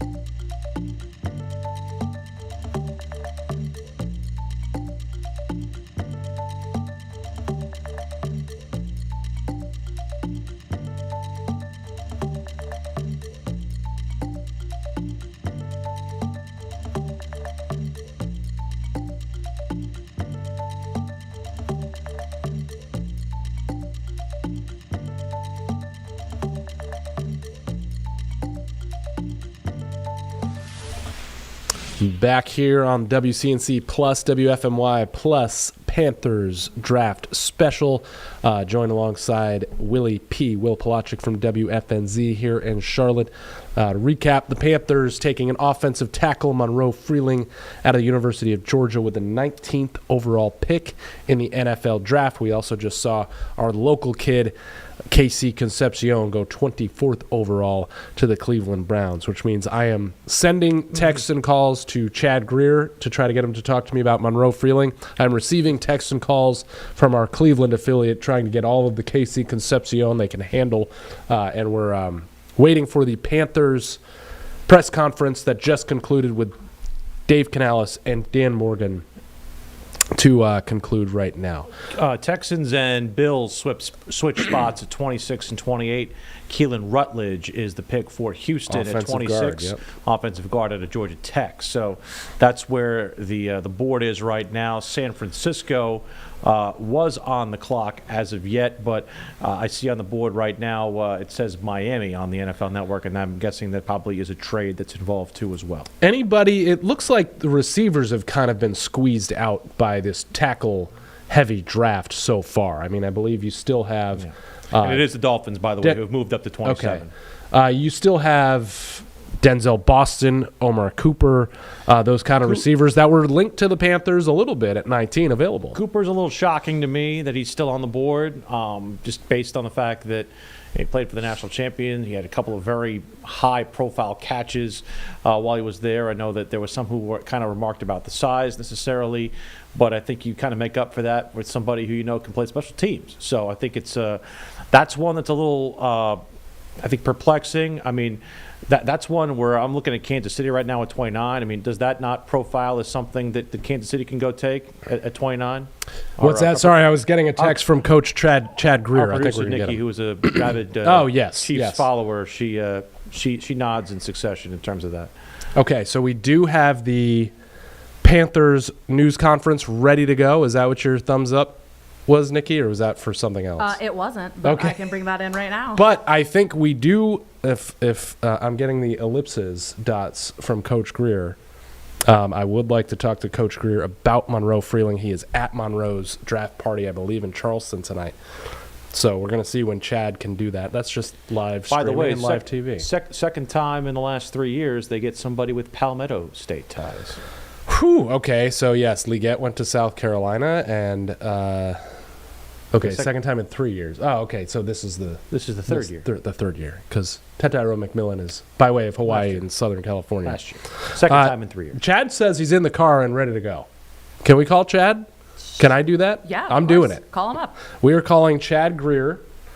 Nikki, I will text you the information as I throw this at you last minute. That's Chad fine. coached at Davidson Day. He's the father of Panthers quarterback yet again, Will Greer. I was going to say, second time around, Will Greer. Yep. And we're going to call him now. So between Davidson Day and Providence Day, he took a trip to the beach at Oceanside and coached a first-round left tackle. So we're going to call Chad right now. And again, I do want to at least reiterate, for this, it does, from a player standpoint, make a heck of a lot of sense just in a vacuum. Hey, Coach. Makes about Sorry, that. Willie. Hey, Coach, we're live. How are you? Great, man. How you doing? I had a feeling, Coach, this morning when I texted you. Yeah, I did too. I had a great. So I early called it at the little draft party. So he's going to go to the Panthers. It's going to happen. I'm going to speak into existence. So I assume the party was in Charleston? Yeah, it was at Monroe's house. It was awesome, man.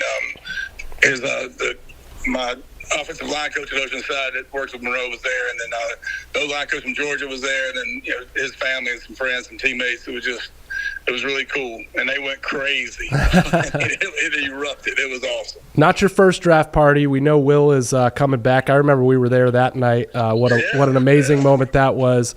I was just saying, you coached NFL kids at Davidson Day, you coached them at Providence Day, and you took a little trip to the beach in between, and you coached the Panthers' future left tackle. Tell us about Monroe and your time with him at Oceanside. First off, God is good, right? I mean, holy cow, you can't make that up.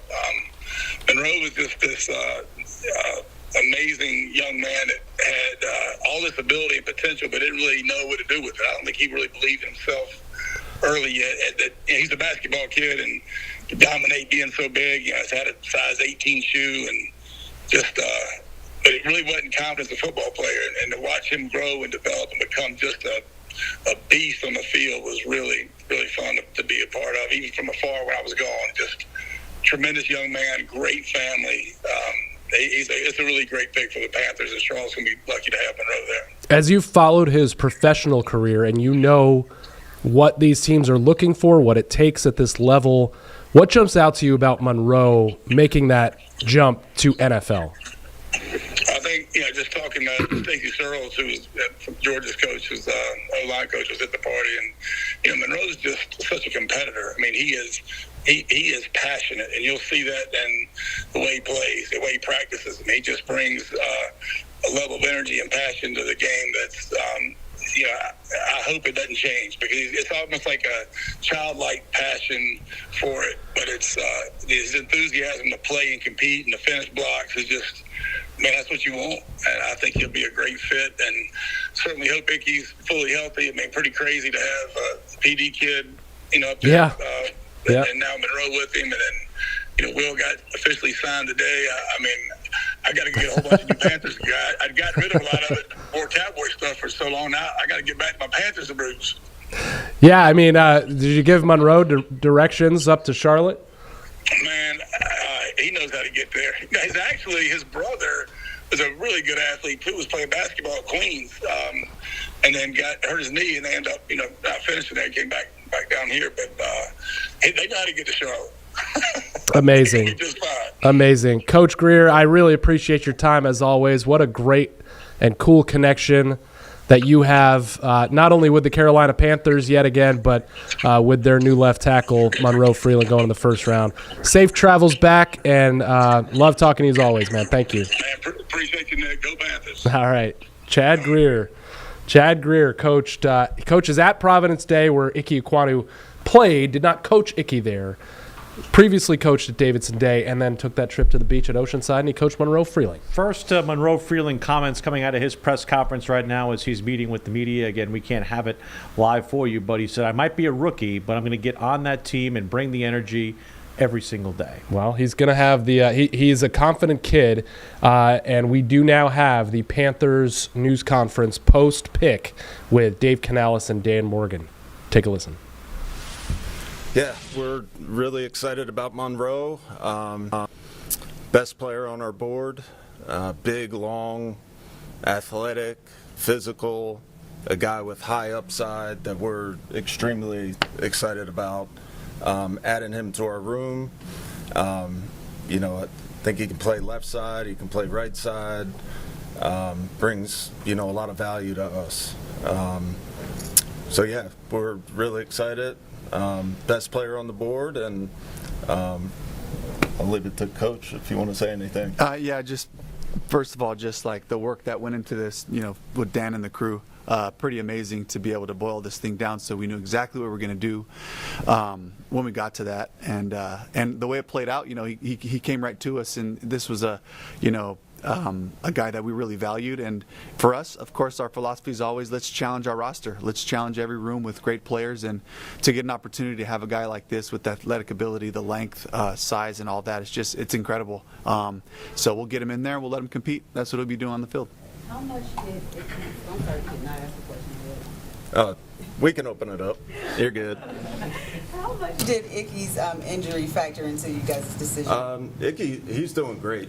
He's making a lot of progress, and we like where he's headed. I think more than anything, our biggest thing is we want to keep both our fronts strong, and to add a big, long, talented tackle here in the first round, it keeps our offensive line strong. I haven't drafted an offensive lineman since I've been here, and to be able to add somebody with the talent that Monroe has was just too good to pass up. You guys said at the owners' meeting said you did not really believe in drafting for depth. Do you think this is a depth pick, or could he be a day one starter? We're always just going to try to challenge every room, and the way we do that is by picking the best player that fits that, and so that's what this approach was. It's pretty consistent with our philosophy of just challenging the roster in different ways, and then, of course, the best player available. Is there a long-term approach with this, guys? I mean, obviously Taylor's 31. He's played 145 games. Ickey's coming off an injury. I mean, so is there short-term, maybe play him at left tackle, move him to right tackle? Is there kind of a long-term? We're going to figure all that out. Right now, we just got to get him in here, talk to him, get him on the field. Most of our guys, outside of Timo and Ickey, most of our guys end up playing both sides throughout camp. That's just kind of the way we do it to give us flexibility. But too early to tell. What I do know is he's going to have a chance to compete. That's our philosophy. That's how we believe in doing things here, and we'll give him that chance. How much of an advantage is it having the way you guys use the offensive line coaches, where Joe's going to probably be tutoring him pretty hands-on, one-on-one? And how much did that factor into how you wanted to weigh the value of this pick? Yeah, I mean, it's amazing to have that flexibility. You know, you talked about Joe and Goody, two guys that I really trust, who are really wondering if I didn't like them because we hadn't selected any linemen in the last couple of drafts. But no, they're fired up, and it works out really well, especially when you bring in a young player, because he's really got his personal tutor, you know, and Joe does such an excellent job and did that in Tampa as well. And he's going to be, you know, it's going to be all hands on deck and be really involved with Monroe's development. Can you take us through just how the draft went through and how your board came through with the earlier picks, and did it fall the way that you think? Yeah, I think it was falling our way. I think as the picks kept coming off, I think we were getting a little more nervous. We had a couple guys that we had our eye on, and it just so happened that, you know, Monroe was there at our pick, and again, he's just too good to pass up. To be that big, long, and athletic, and young. Yeah, it was something that we weren't sure if he was going to be there. We thought he might get taken a little sooner. So when he was there, it was easy pick for us. Did you guys explore trading up at all? No, we didn't. We, you know, we wanted to sit there and just keep our picks and let it come to us. Of course, like, we'll have our little conversations about should we or should we not, but at the end of the day, we just wanted to stay put and let somebody come to us, keep our picks, and keep drafting. You talked a bit about wanting to learn about the person who you're going to be selecting and their story. What did you learn about him and this character that he's going to be? Oh, he's an unbelievable kid. You know, just always, you know, happy, great smile. Like, he loves football. Part of which is huge for Dave and I, and the rest of the staff, is to get guys that love football or are passionate about being great. And you felt that from Monroe every single time you talked to him. He just loves the game. He loves competing. He's tough. So he brings everything that we were looking for. For both of you guys, there wasn't a lot of tape to look at, 18 career starts. But what jumped out at that tape? Was there a game? Was there a play or a series of plays that impressed you? I mean, I think you can take it all the way through the season. I mean, you know, you look at a guy that's 6'7", has 34-inch arms, huge hands. He's just an athlete out there, an athlete that can pass protect, he can mirror, you know, run block, get to the second level, he can move the line of scrimmage. He just does so many things well that excited us, and again, he's just the type of person that we want, you know, from a player standpoint, and also somebody we wanted to, you know, bring into that locker room. Jay, your view on that question? Yeah, same. Yeah, same. It really just, for me, you always start with the athletic profile, and to get a guy that's 21 years old, who's, for all intents and purposes, hasn't fully grown into his body completely, you know, but to already be 6'7" and, you know, 315 pounds, you know, like, he's going to settle into some really good football. The strength and all that stuff will continue to develop, but we kind of start there with the movement skills and length, and it's those two things, the quickness, you know, his straight line speed, length, all that's very forgiving, for an offensive lineman. That's what really fired me up about his film. Is there an advantage to not having that experience and being a little bit maybe more moldable? I know you've talked about with quarterbacks you want guys that are trained, but also with a guy who has the athletic traits and the type of blocking scheme you do to be able to kind of mold him the way you want to. Is there an advantage there? You'd always like guys to have more games, more experience that way. I just know different scenarios happen in the game. But to your point, having a guy that, has limited starts, when you get them, you really do have a chance to imprint on them just our style, philosophy, and techniques and drills and all those things. But so there's a give and take there. In previous drafts, and granted you guys drafted receivers the past 2 first rounds, but you guys got a chance to talk to Bryce right after the pick. Did you guys get a chance to call him and get his reaction to Monroe? We have not. No, I haven't, but he actually texted me and sounded pretty excited about it, so that was a good text. What did the text say? I think just like, let's go, with exclamation points, so I think Bryce is pretty happy. Is he the guy that blocked for Trevor at Georgia? Were you able to pick his brain at all on kind of what he offers? No, we weren't. Yeah. How did last year, the way the O-line kind of shook out, that there were so many different combinations of guys who needed to be flexible, kind of play into this pick, knowing that you were getting a versatile guy who could be doing something like what you saw last year out of your O-line group? Yeah, I think, Dan said it, for us, like, we're always trying to add value to the fronts, both sides. Whether it was in free agency or the draft, with the 2 edge rushers last year with Nick and Princely, free agency with Bobby and Turk, getting those guys in here.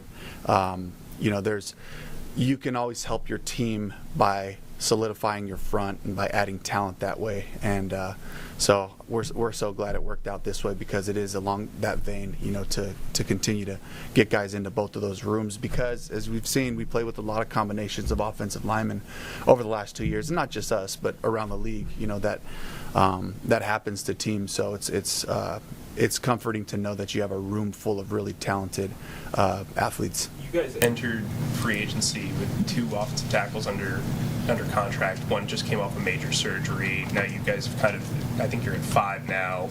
What is your level of confidence in that room in general, following tonight?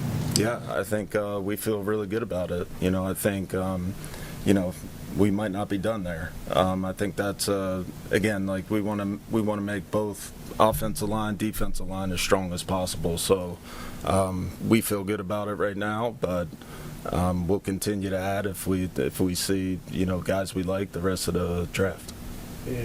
Or Dave, you guys have been reluctant to give us much of a timeline on Icky. You say he's doing well. We saw some video of him walking in the building. Can you give us a better idea when you think you might get him back? He's doing great. He's making a lot of progress. In terms of timeline, I don't have that for you.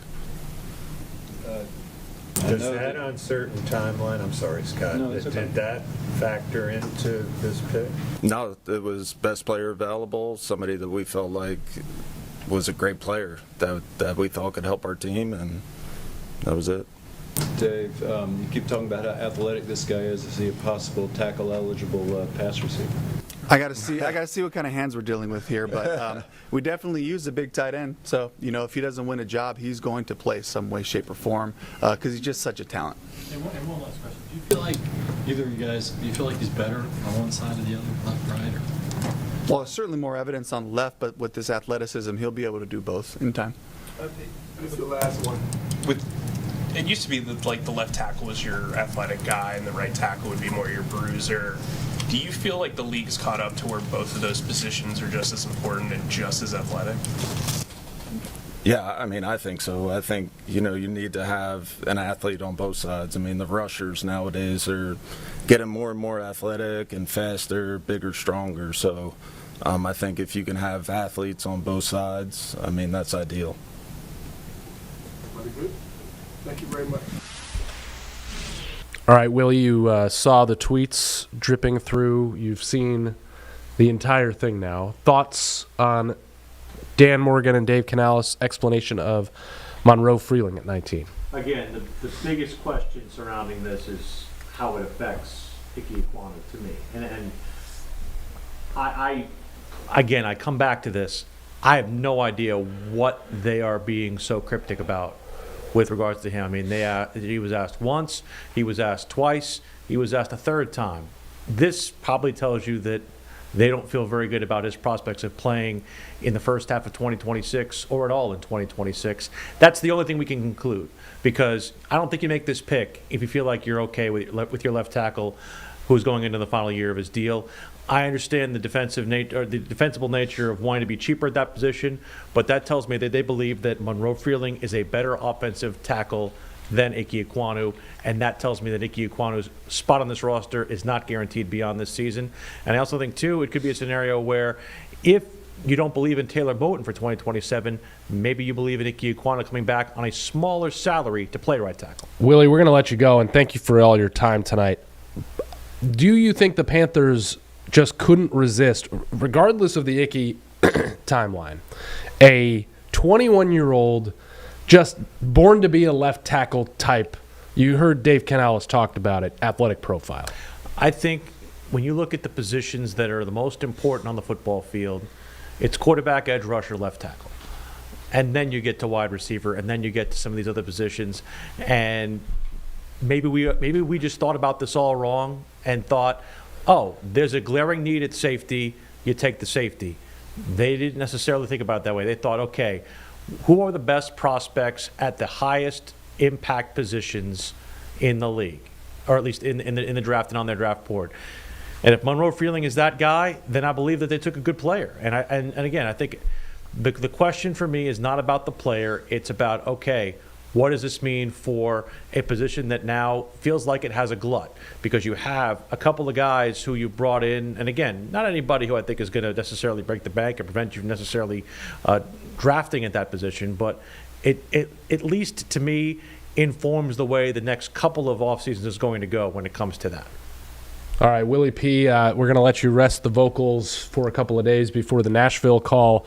Thank you very much for your time tonight. Always a pleasure, Mick. Appreciate it, and this was fun, man. I'll be happy to do it again every. There will be a draft next year, and the Panthers ought to have a pick. If my primary employee is not doing anything, happy to come back. We'll have a seat invited. for you. I appreciate that. Will Palachik, thanks for joining us. We're going to be right back. We're going to hear from Panthers top pick Monroe Freeling, and we're also going to see the reaction of KC Concepcion and South End getting drafted by the Cleveland Browns. That's right after the break.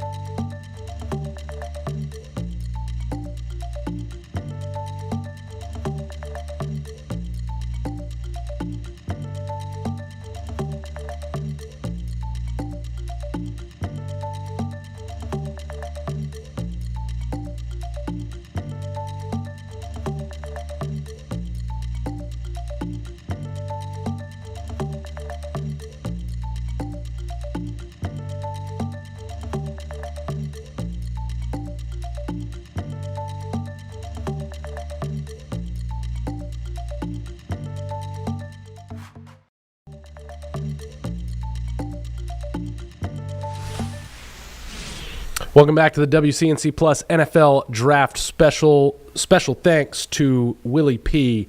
and Julian Council for joining us in studio, to Vashti Hurt and Alex Zetlow for joining us from Bank of America Stadium. Surprised guest, Clint Shamblin from Locked On Dogs, and Chad Greer, who just so happened to coach Monroe Freeling, the Panthers' top pick, and has been a coach in our area for a very long time. So we've had a great night.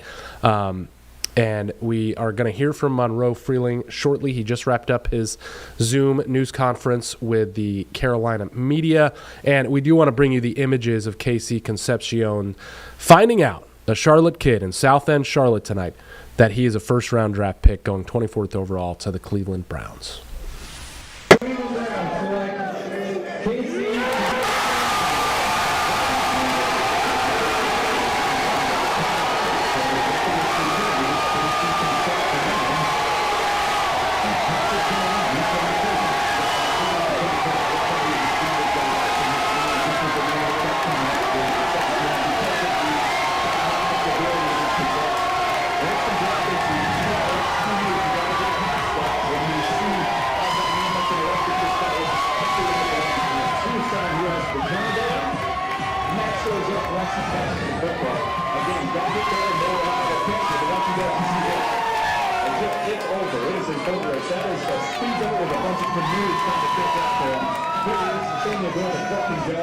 That transition from pass to run, once he hauls it in, he can really get out there and use the shuttle. Look at how 50 yards separation. That's 5 yards of separation, goal line. And here's that return value that I spoke of, which CD is someone who's been on those NFL games every week. You know that can go around the return. Backs over the nose and he takes that good position. He's really great at that. And starting offense in a much more advantageous position, especially nowadays when the NFL, most teams are one score down. So you got to make sure you have those guys that do that. The other kind of strength for this kid. Addressing the star, taking it head on. You know what started? Bo Jackson. Good work. Put them back the way to go. So these are some of the pieces that they drafted in the last 2 years now. For John Watson, my linebacker. Cleveland Browns select Casey.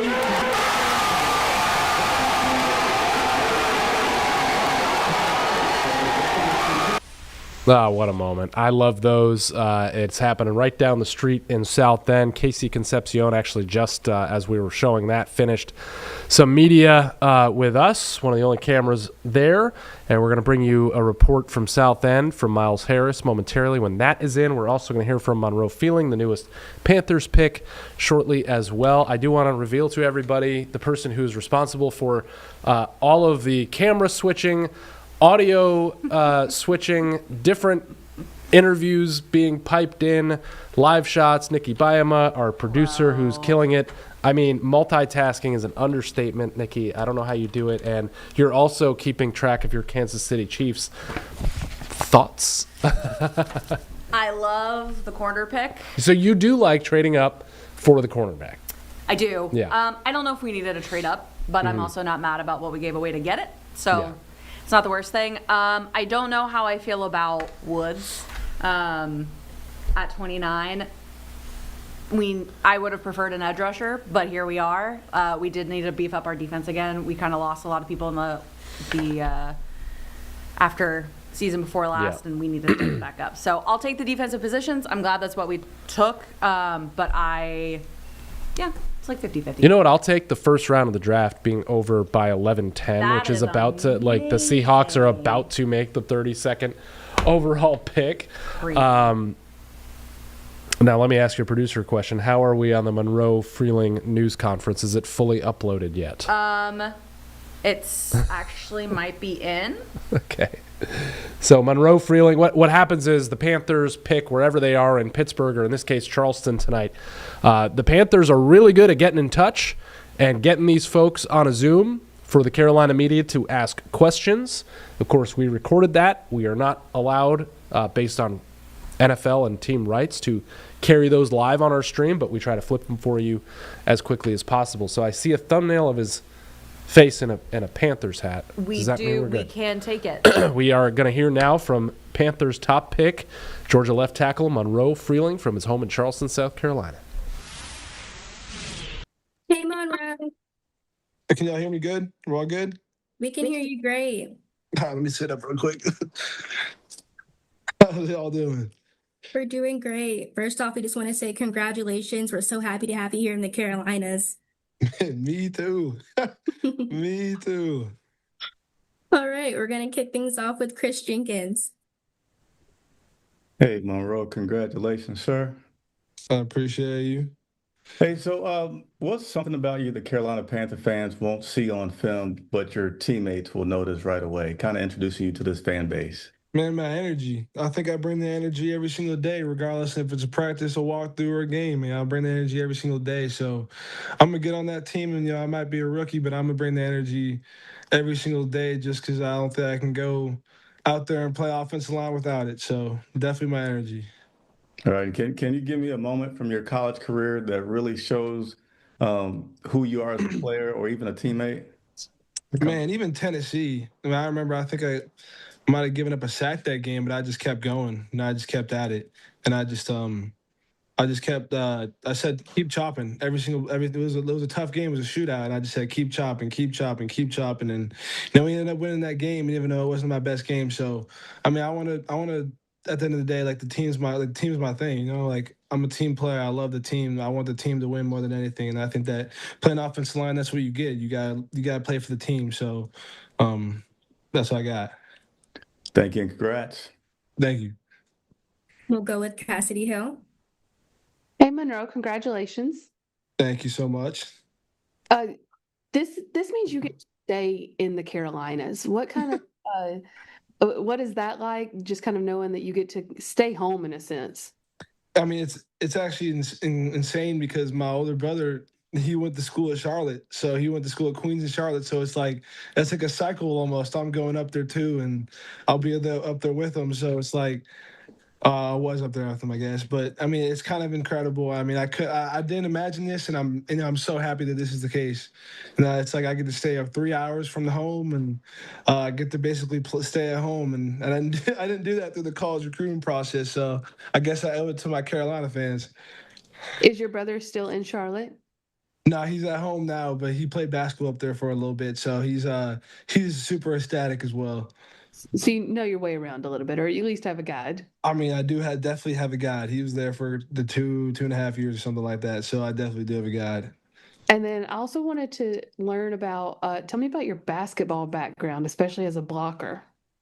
Yeah, no, I definitely wish I would have. I mean, I enrolled early to Georgia to go play football, but that senior year, I was like, damn. I mean, only if I was there, I would have been able to go and win a state championship in my basketball team because they were missing a big on the team. But basketball background, I mean, if it wasn't for my older brother who was playing at Queens and Charlotte, I probably wouldn't be so into basketball. We got to play with each other his senior year, my freshman year of high school, which is a really good experience for me and him. And no, I definitely translate some of my basketball background into my football background or my football play.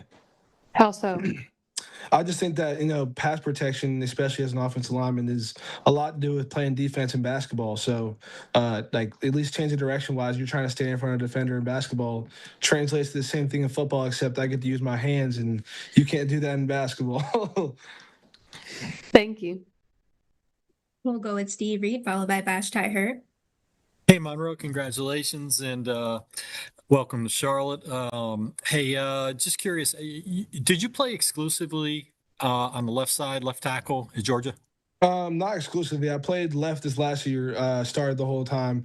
But my freshman and sophomore year, I was a swing tackle. So I was playing a lot of swing tackle, especially my sophomore year. I was left and right, middle of a game, middle of a series, didn't really matter. So I have pretty much a good amount of experience on both sides. Do you prefer either side? Do you feel more comfortable on either side? I mean, because I played left, I'd probably say left right now. But, I mean, you put me at right and you give me 2 weeks, I'm going to be the same player there. Excellent. Thanks. I'm Monroe Freeling with Carolina Blitz. Welcome to Carolina. Let's go. I have you're from Mount Pleasant, but did you grow up a Panthers fan? What's your familiarity with the team? I mean, I didn't grow up really allegiance to any NFL team, but I came here in, I think 2016 we moved to South Carolina, but I know a lot of Carolina fans that are kind of around me just being in the area, and the fact that, like, I really claim Carolina more than I claim where I used to be from in Oregon. So it's like now that I get to really claim Carolina for real, it's awesome. Tell me about the draft party. Like, where are you at? Are you in Mount Pleasant and your family and friends? Just set the scene for me. Yeah, I'm at home, just our home estates essentially, and I always kind of dreamed being at home with my family. And my mom and my dad did a great job setting up the whole party. I mean, they made it look amazing down there, and we're outside and enjoying the whole environment, just living in Charleston, especially this time of year. So they did a great job, and I'm really excited to. No, I'm so excited to be a Panther, but especially being so close to home. It's really only like 3 hours. Thanks. We'll go with Joe Person, followed by Phil Orban. Monroe, when did you kind of get the sense that the Panthers were high on you? And did you go into tonight thinking there was a good chance this could happen or no? I've had some feedback from my agent telling me that, like, if I was still there, they would take me. But, I mean, you got to take everything with a grain of salt because, I didn't know how this night was going to go. And I tried to get every expectation out of my mind. And when it finally came down to it and I was sitting there, and I think Detroit was still on the clock, and I got a call and I was like, hold on, let me pick this up. And this is like, hey, this is the Carolina Panthers. And I was like, no way. There's just no way. And I was just like, it was surreal. And it's still surreal. And I don't even know if it's sitting quite yet that I'm staying home and I'm only a 3-hour drive from home, and it's closer than I was in Athens. So it's still not really setting in yet, but I imagine that in the next 24 hours, maybe even the next week, it's going to really hit me that, like, I'm here and I'm blocking for a former teammate of mine, and it's like it's everything I've ever wanted. So a follow-up too, like, their starting left tackle from the last few years is hurt. They signed Rasheed Walker in free agency. What's your thought? I mean, are you coming in here thinking you're going to have like a red shirt, or are you coming in to start? I mean, I think I can't go in without the mentality to not start. I'm going to go in there and I'm going to want to give it my. Sorry, I don't know if I lost you, but I want to go in there and I want to start, but I'm going to go in there and, try to get my teammates better too and hope they can get me better as a rookie. So I'm excited to learn, but I'm also excited to compete. Monroe, you mentioned your energy that you bring. Where does that come from? Like, where does that sort of passion for the game? Where did that come from? When did that start?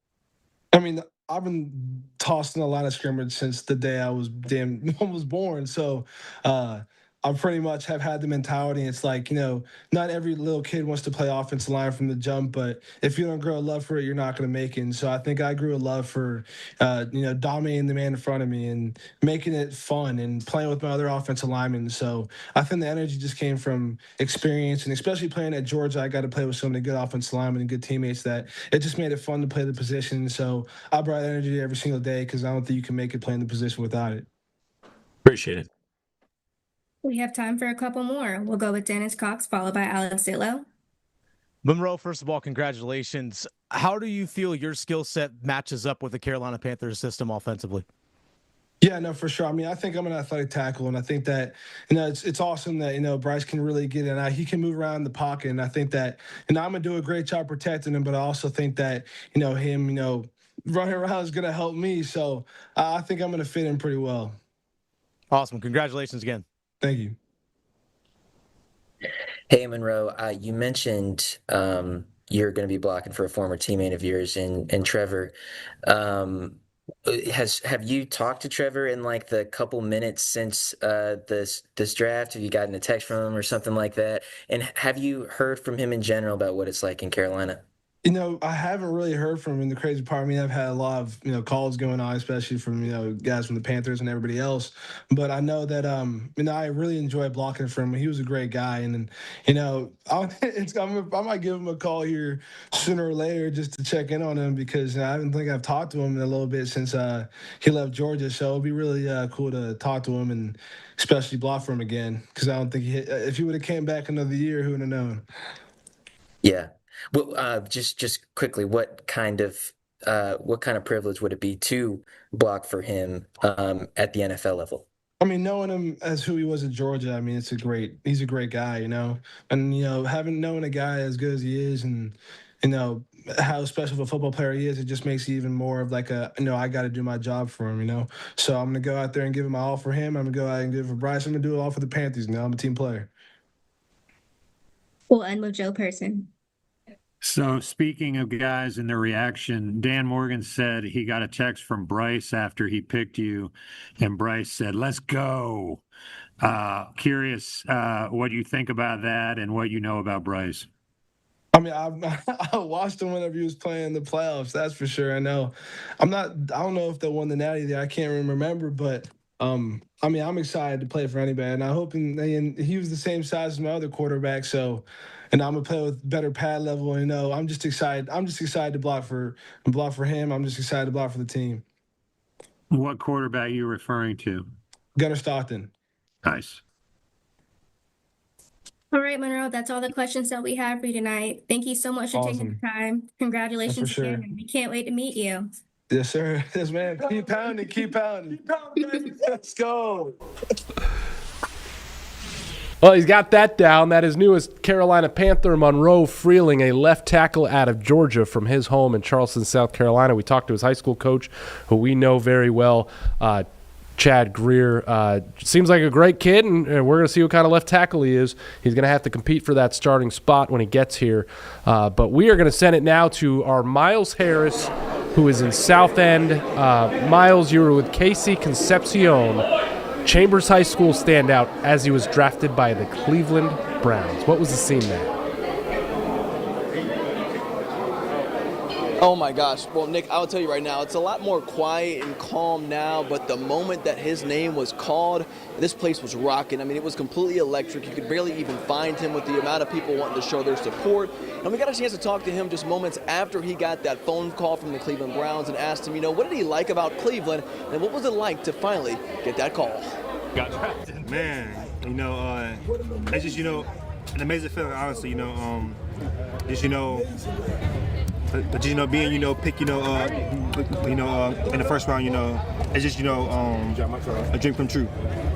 The Cleveland Browns, man. What do you like about the Cleveland Browns so far, man? Everything. My visit there, and when, amazing. I got to actually meet, Shador, the receiver coach, the GMs, office coordinators, they're amazing. To be there with your mom, with your brothers in your hometown, you get the call. I think you got a FaceTime there. Then you hear the commissioner call your name. Yes, sir. Was it what you dreamed about? Did you even know what to do when it happened? Man, it was just like everything I dreamed about. I really didn't know what to do. I was just shocked honestly, but I'm just I'm ready now. So what did it mean to be at home, to be with your mom, to be with your brother? It meant everything. My family is the reason why I'm here. So just being able to celebrate with them, it's just amazing, honestly. Now we know you're quite the chef. Mm-hmm. Have you thought about what you're going to have to probably make for some teammates when you get up to Cleveland yet, man? Whatever they want, man. That's all I want to hear from you, man. I appreciate you, man. Congratulations. Thank you, guys. Seriously.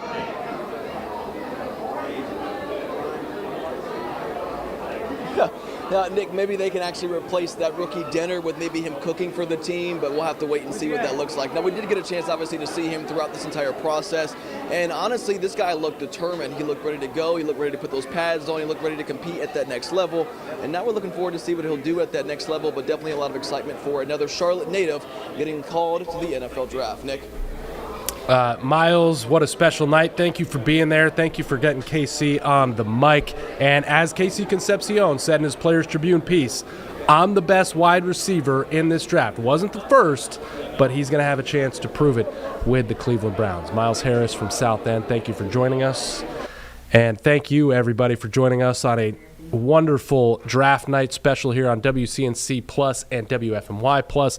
Rattle off my draft picks to thank. First of all, Nikki Bayama in the producer / director / coordinator, editor, timing. What else? So many hats tonight.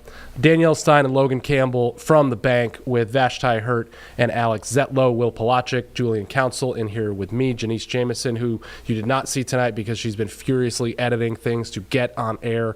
Our assignment desk, everybody who coordinated everything, all the feeds coming in as well. Probably forgot somebody, but I'm sorry. That's why there's a day 2 of the draft, so I'll make sure to do that tomorrow. But thank you for watching, as we've done this 2 years in a row now, and we absolutely love it. So it's something you're only getting with us, all this reaction, all this live analysis, all of these interviews here on WCNC Plus, and I'm sure we'll be back with a little more analysis tomorrow as the Panthers enter rounds 2 and 3. We'll see you then.